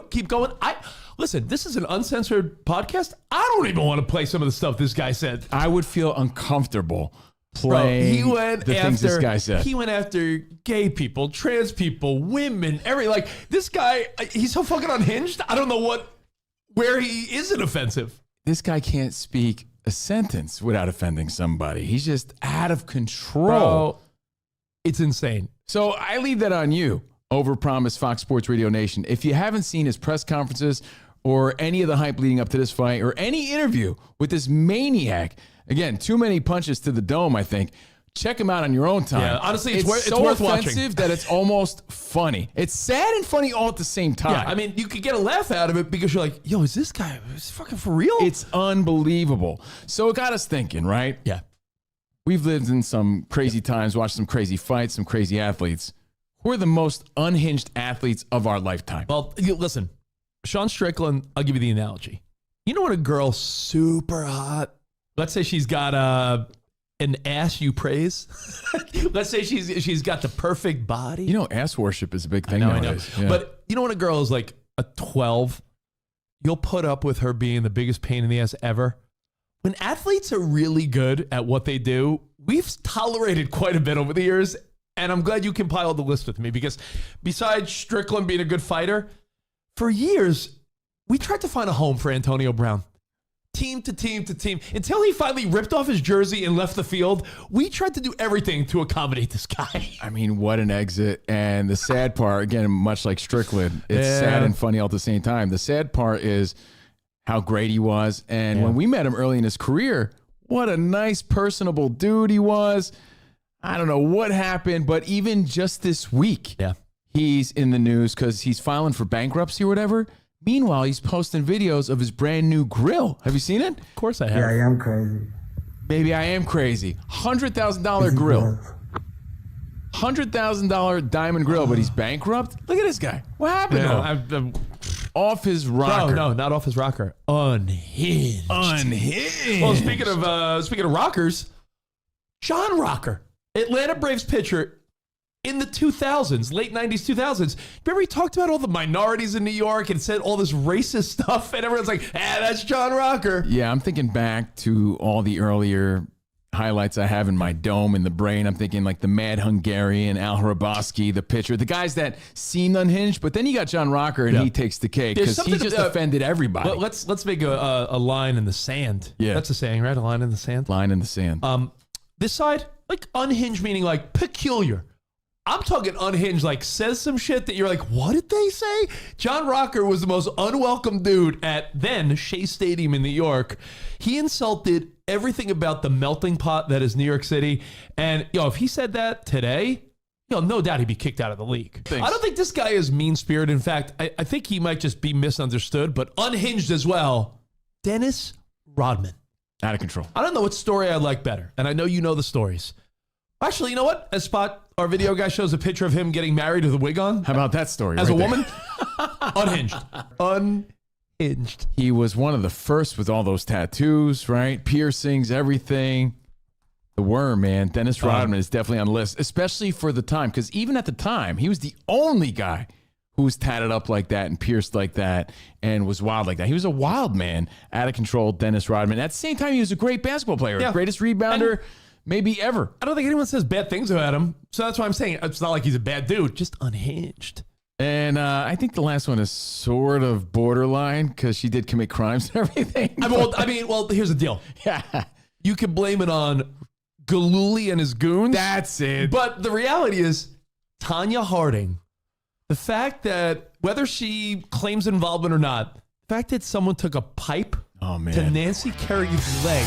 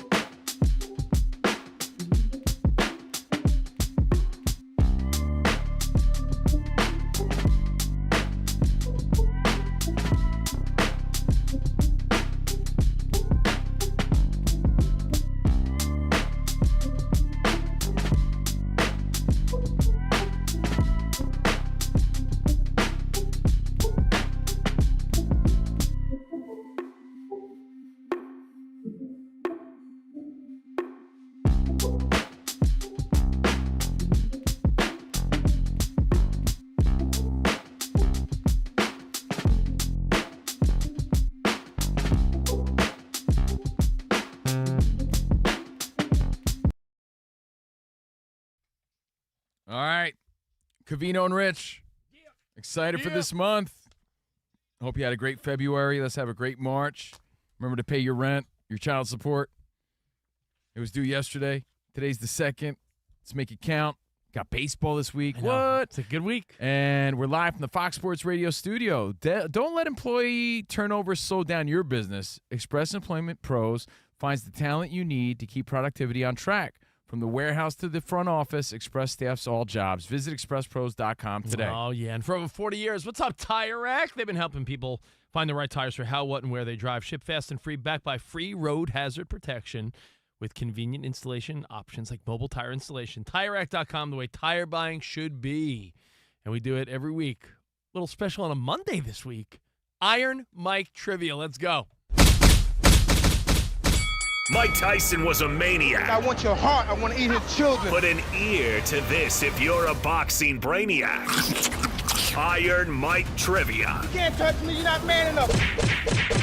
All right, FSR Security walking our broke Mike into the main studio. Hey, Mike. What's going on, guys? Dude, 2 weeks in a row we've had you on the show. What's going on, guys? Nice to see you again. Hey, guys. Hey, how are you guys? Can Great it to be, see you guys. Hey, who's that guy? That Isaac Lowenkron? I call him Isaac Lovenkron. I love that guy. Isaac Mike, Lovin. about that You're a thing wonderful man. about that thing I said about you on the air back in 2004. I was just joking. Well, I'm happy to hear that because I have this irrational hatred towards you, but now I feel very, very good about that. Okay. Hey, guys. So anybody watch the Navarrete fight this weekend or just me? You still going to spar with Mayweather coming That's up? right. In the Democratic Republic of the Congo, but nobody's talking about it. Everybody, I feel like Mayweather's overlooking me, but yes, I'm fighting Floyd Mayweather April 25th in the Democratic Republic of the Congo. Well, you being on our show is a good promo for the fight. Absolutely. I In just the don't want to Congo. be. I don't want to be too self-aggrandizing, All right, like that guy VJ on the weekend. let's meet the contestants. 25-time winner Rich Davis right over there. What's up, Mike? Hey, what's up? Hey, what's up, Rich? Hey, buddy. In for Good to see 18. you. Yeah, in for 18-time champion Dan Byer is Isaac I'm going to Lowenkron. turn the rest of you into Trevor Burbick.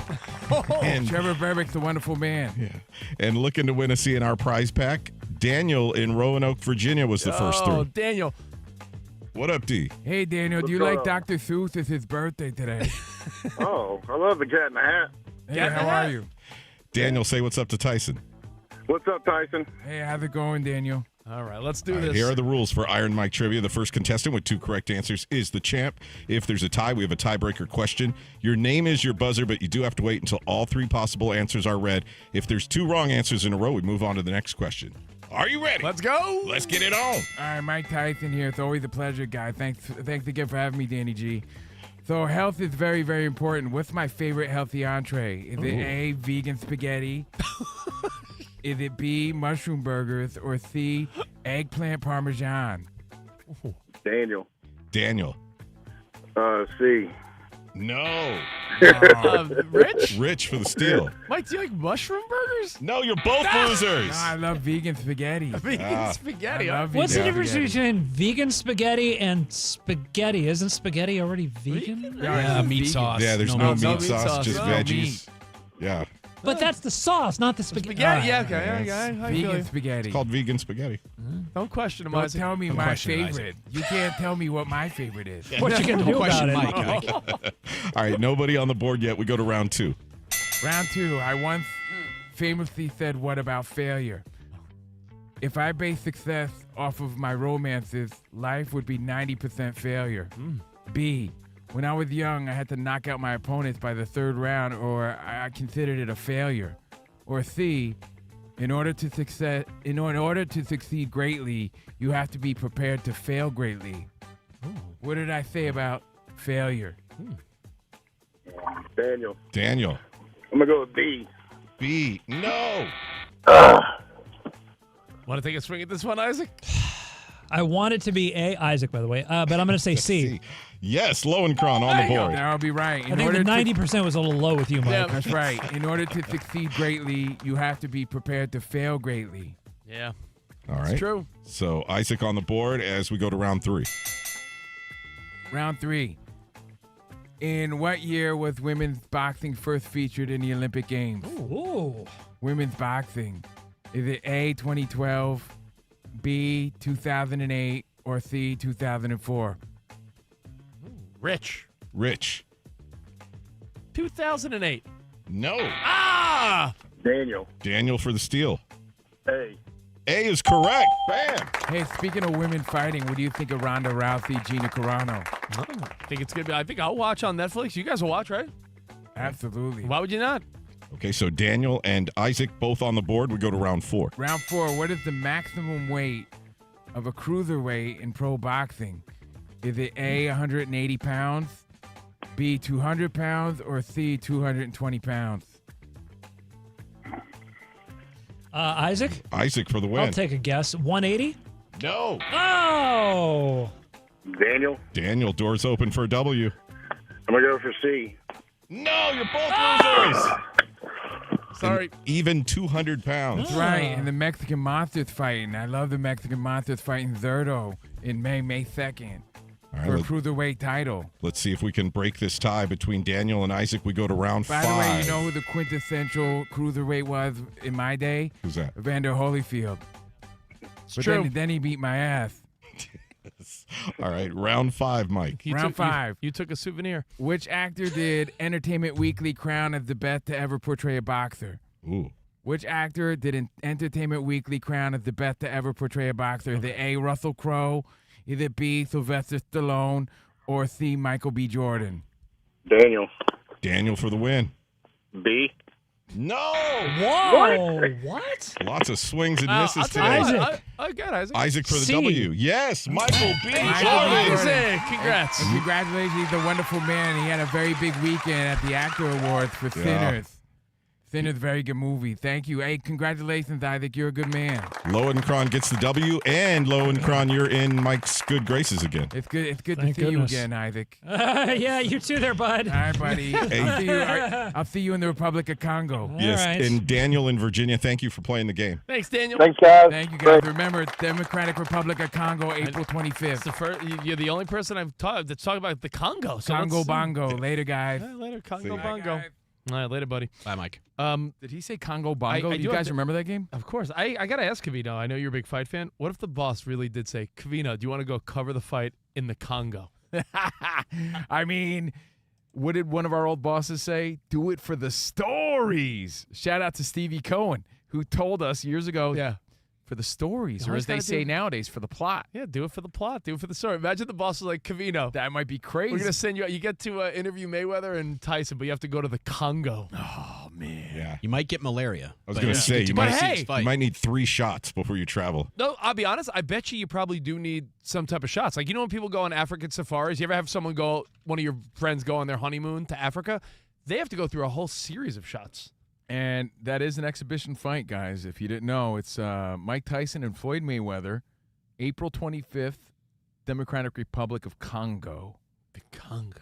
All right, well, with that said. And it's an exhibition fight because obviously gonna- Mayweather's also yeah. fighting Pacquiao. Yeah, we got a busy year. Busy year for Mayweather. I guess he needs the money. The guy has hundreds of millions of dollars. Who knows? Rich, it says you need to be worried about yellow fever, typhoid, hepatitis A and B, polio, and rabies. Wow. Man. That's it.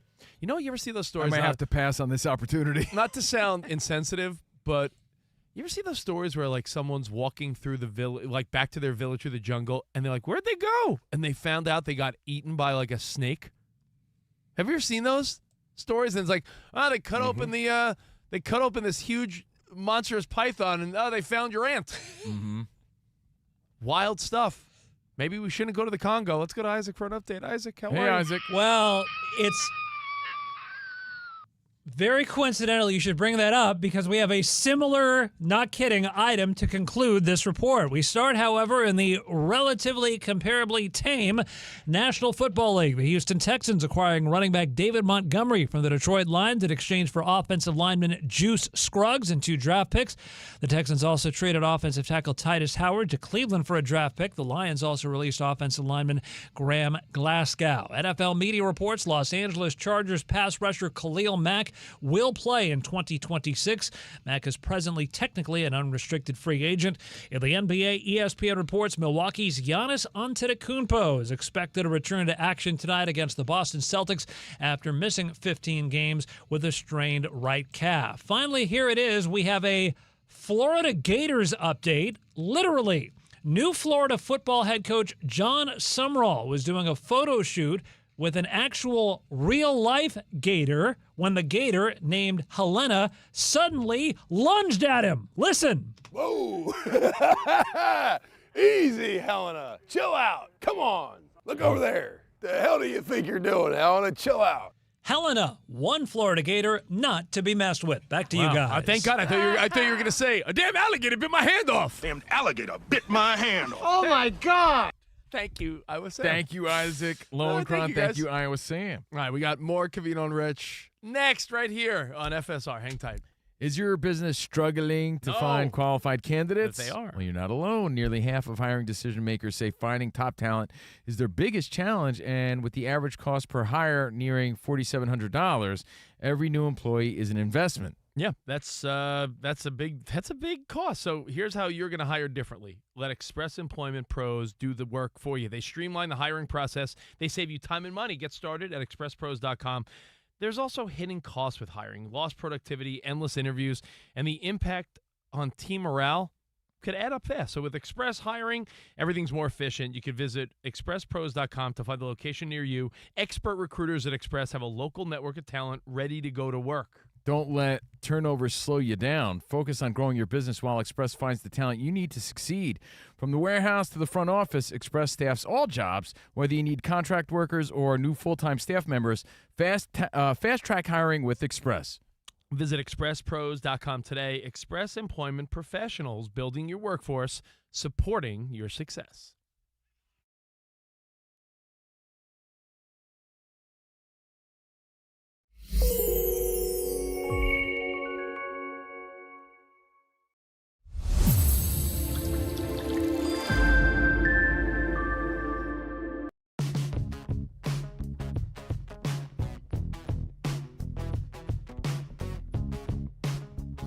Lindor, the fans love him.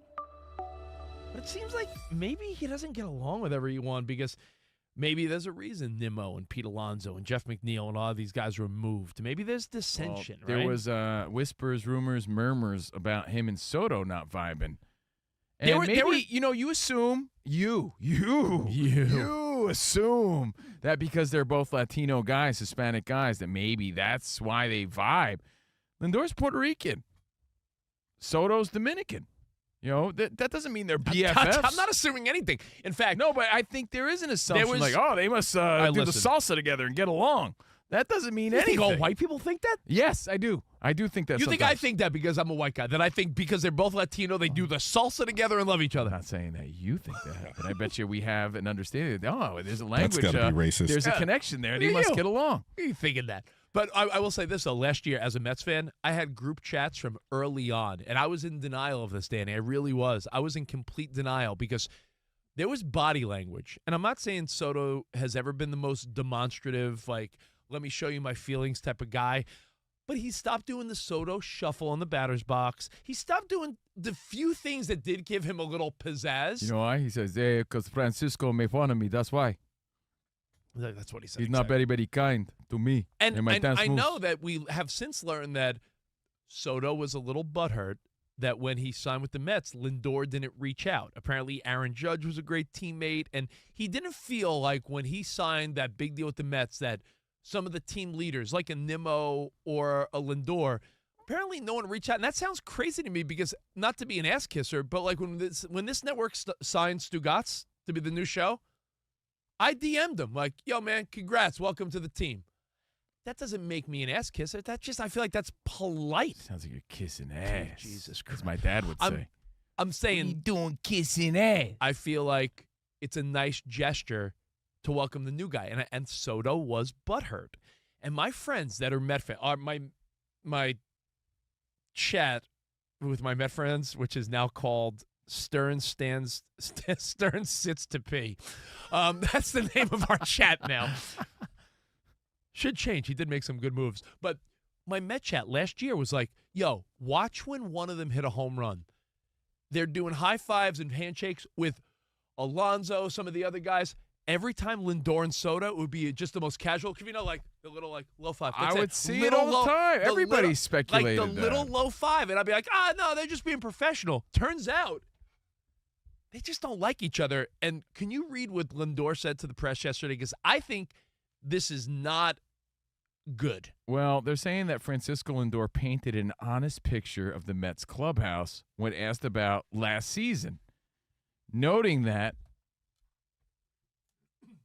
everyone is not best friends. He says, "Are we all best friends? That's not how it works in the clubhouse." He says they have a good dynamic and root for each other. And that's it. I don't like that. They're not all best friends. Like, that's not something you sort of say about your teammates. That rubs my cheeks in a really negative way. I don't want to hear that as a fan. Just keep the illusion alive, too. As a fan, like, when we started interviewing celebrities and athletes many years ago, when the velvet rope was pulled back a little bit too much, it sort of rubbed me the wrong way. When I realized that NFL players didn't know everyone on the team, but then, of course, it made sense. Like, I get it. There's so many. 53 guys? Yeah, there's 53 guys. There's special teams, offense, defense. There's a lot of turnover, a lot of practice players in and out. But you had this little kid fantasy that they're a team. Well, do you realize? And you know what it felt like to be on a team. And you're like, but they're a team. When I realized they didn't all know each other's name, I'm like, you don't know your own team? But he's on your team. But that's how I felt. You realize, like, when I hear this, I feel the same way. I feel deflated. Like, you're supposed to love each other. I don't like it. If anything, like, you want pretend. You know how you want people to be genuine and real. It's like radio. It's like radio shows. You think they're best friends, but when the show's over, they all go their separate ways and they don't talk at all. Yeah. That's not what happens on this show. No, you two actually hang out all the time we actually enjoy each other's company. Sometimes reluctantly, but that's just life. Yeah. But yeah, we actually all get along, and we communicate all the time. It's like it's too much information. I don't like it. It rubs me the wrong way, and to me, it's the opposite of chemistry.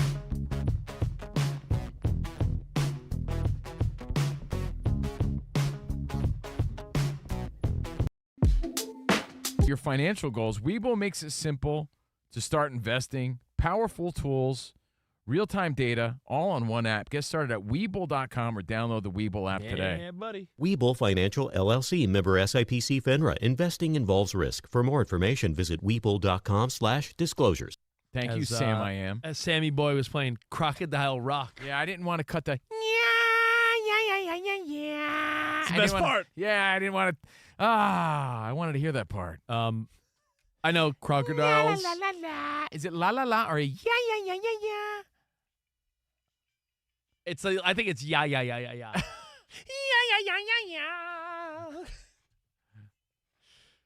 I know they're different, but when you say crocodile, I gotta ask: are there any things you remember playing kids sports that stuck out to you? I feel like because of guys like my dude Coach Ball Game and all these instructional videos online, every kid now is instructed. This is not just my dude Coach Ball Game.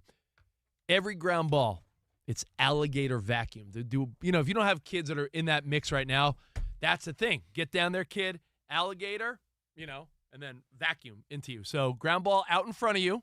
Like the mouth of an alligator. Like a mouth of an alligator. Alligator vacuum. Bring it in. I hear like every coach say that, baseball, softball, anything. So alligator vacuum. And I'm telling you, I know I'm not alone. I just remember my coaches telling me, like, try not to hurt anybody. What are the things you feel like you heard the most? Like, Covino, we know you're an animal, man. Just don't hurt anybody. What do you remember hearing the most in Little League or Pop Warner football, basketball? Good eye. Good eye. I mean, our training and teachings were so ass backwards, just so elementary back then. Like level swing, elbow up, level, keep your swing level. If you went to right field as a righty, coaches be like, "Hey, you're not getting around on the ball." Now it's like, no, you want to go oppo. Yeah, you want to go oppo. It's crazy. And like, I tell you what, what, just trying to keep your bat level and your elbow up and just the basics. Trust me, I'm so into it. Covino will tell you that probably too much. Like so much of my focus is on coaching these kids, and my algorithm is every single piece of equipment. I think it's too much when you got these busybody dads calling you in the middle of the show. It's like, tell them to beat it and call you when you're done.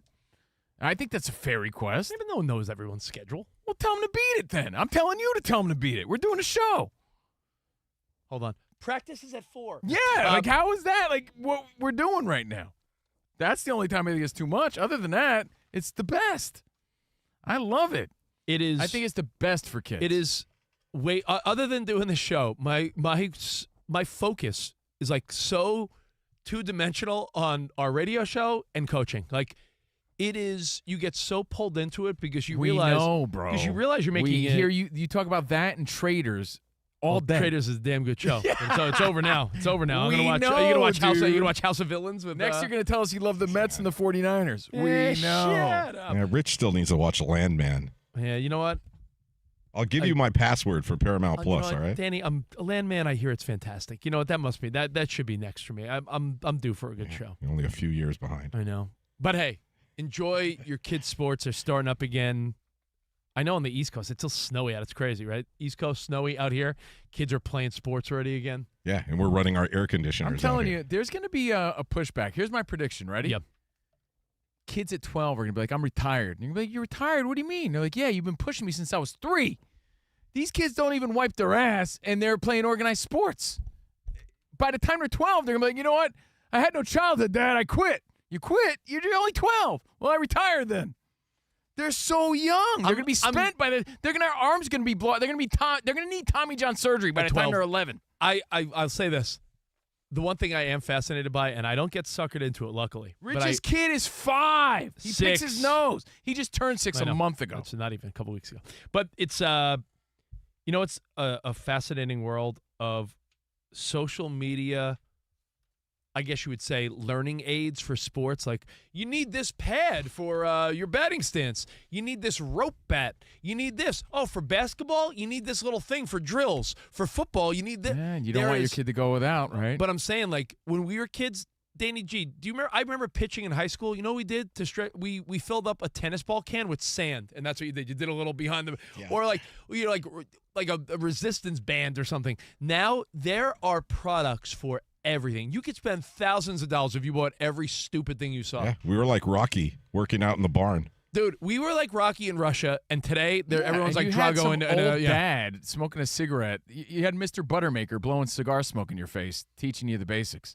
Now it's like former pros are there with these little kids. Rich had a freaking flyover at his opening day parade this weekend for a bunch of little nose-picking kids. Yeah, dude, it's he had fighter jets for the national anthem. It's a big deal. Kids sports, my goodness. You get so wrapped into it. And you should see the flag football scene now. Holy moly. Holy Toledo. Holy Mary, Mother of God, as they said in Goonies. Macaroni. No, but honestly, flag football, legit. You watch these kids, they're zipping the ball, making catches like they're little Odell Beckham Juniors. Flag football is the next. It's already a big thing, but I feel like it is going to substantially grow. Like if you think it's getting big now, in 5 years from now, I agree. And there's so many little leagues, and they're all making money, and kids love it. Dude, and it's co-ed, a lot of them. Flag which is football fun. will be as big as any other child sport within 5 years. Mark my words. I agree with you. Football, baseball, basketball, all that. Flag football, because any reluctant parent that's like, I don't know if I want my kid to play tackle. We love football.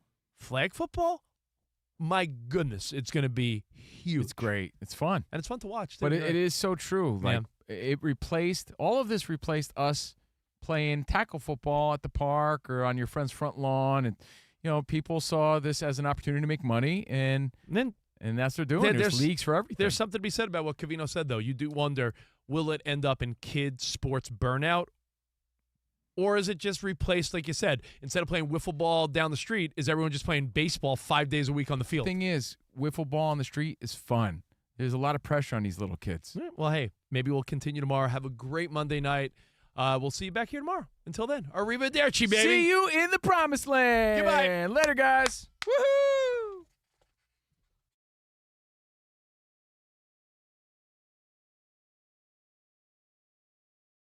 Woohoo!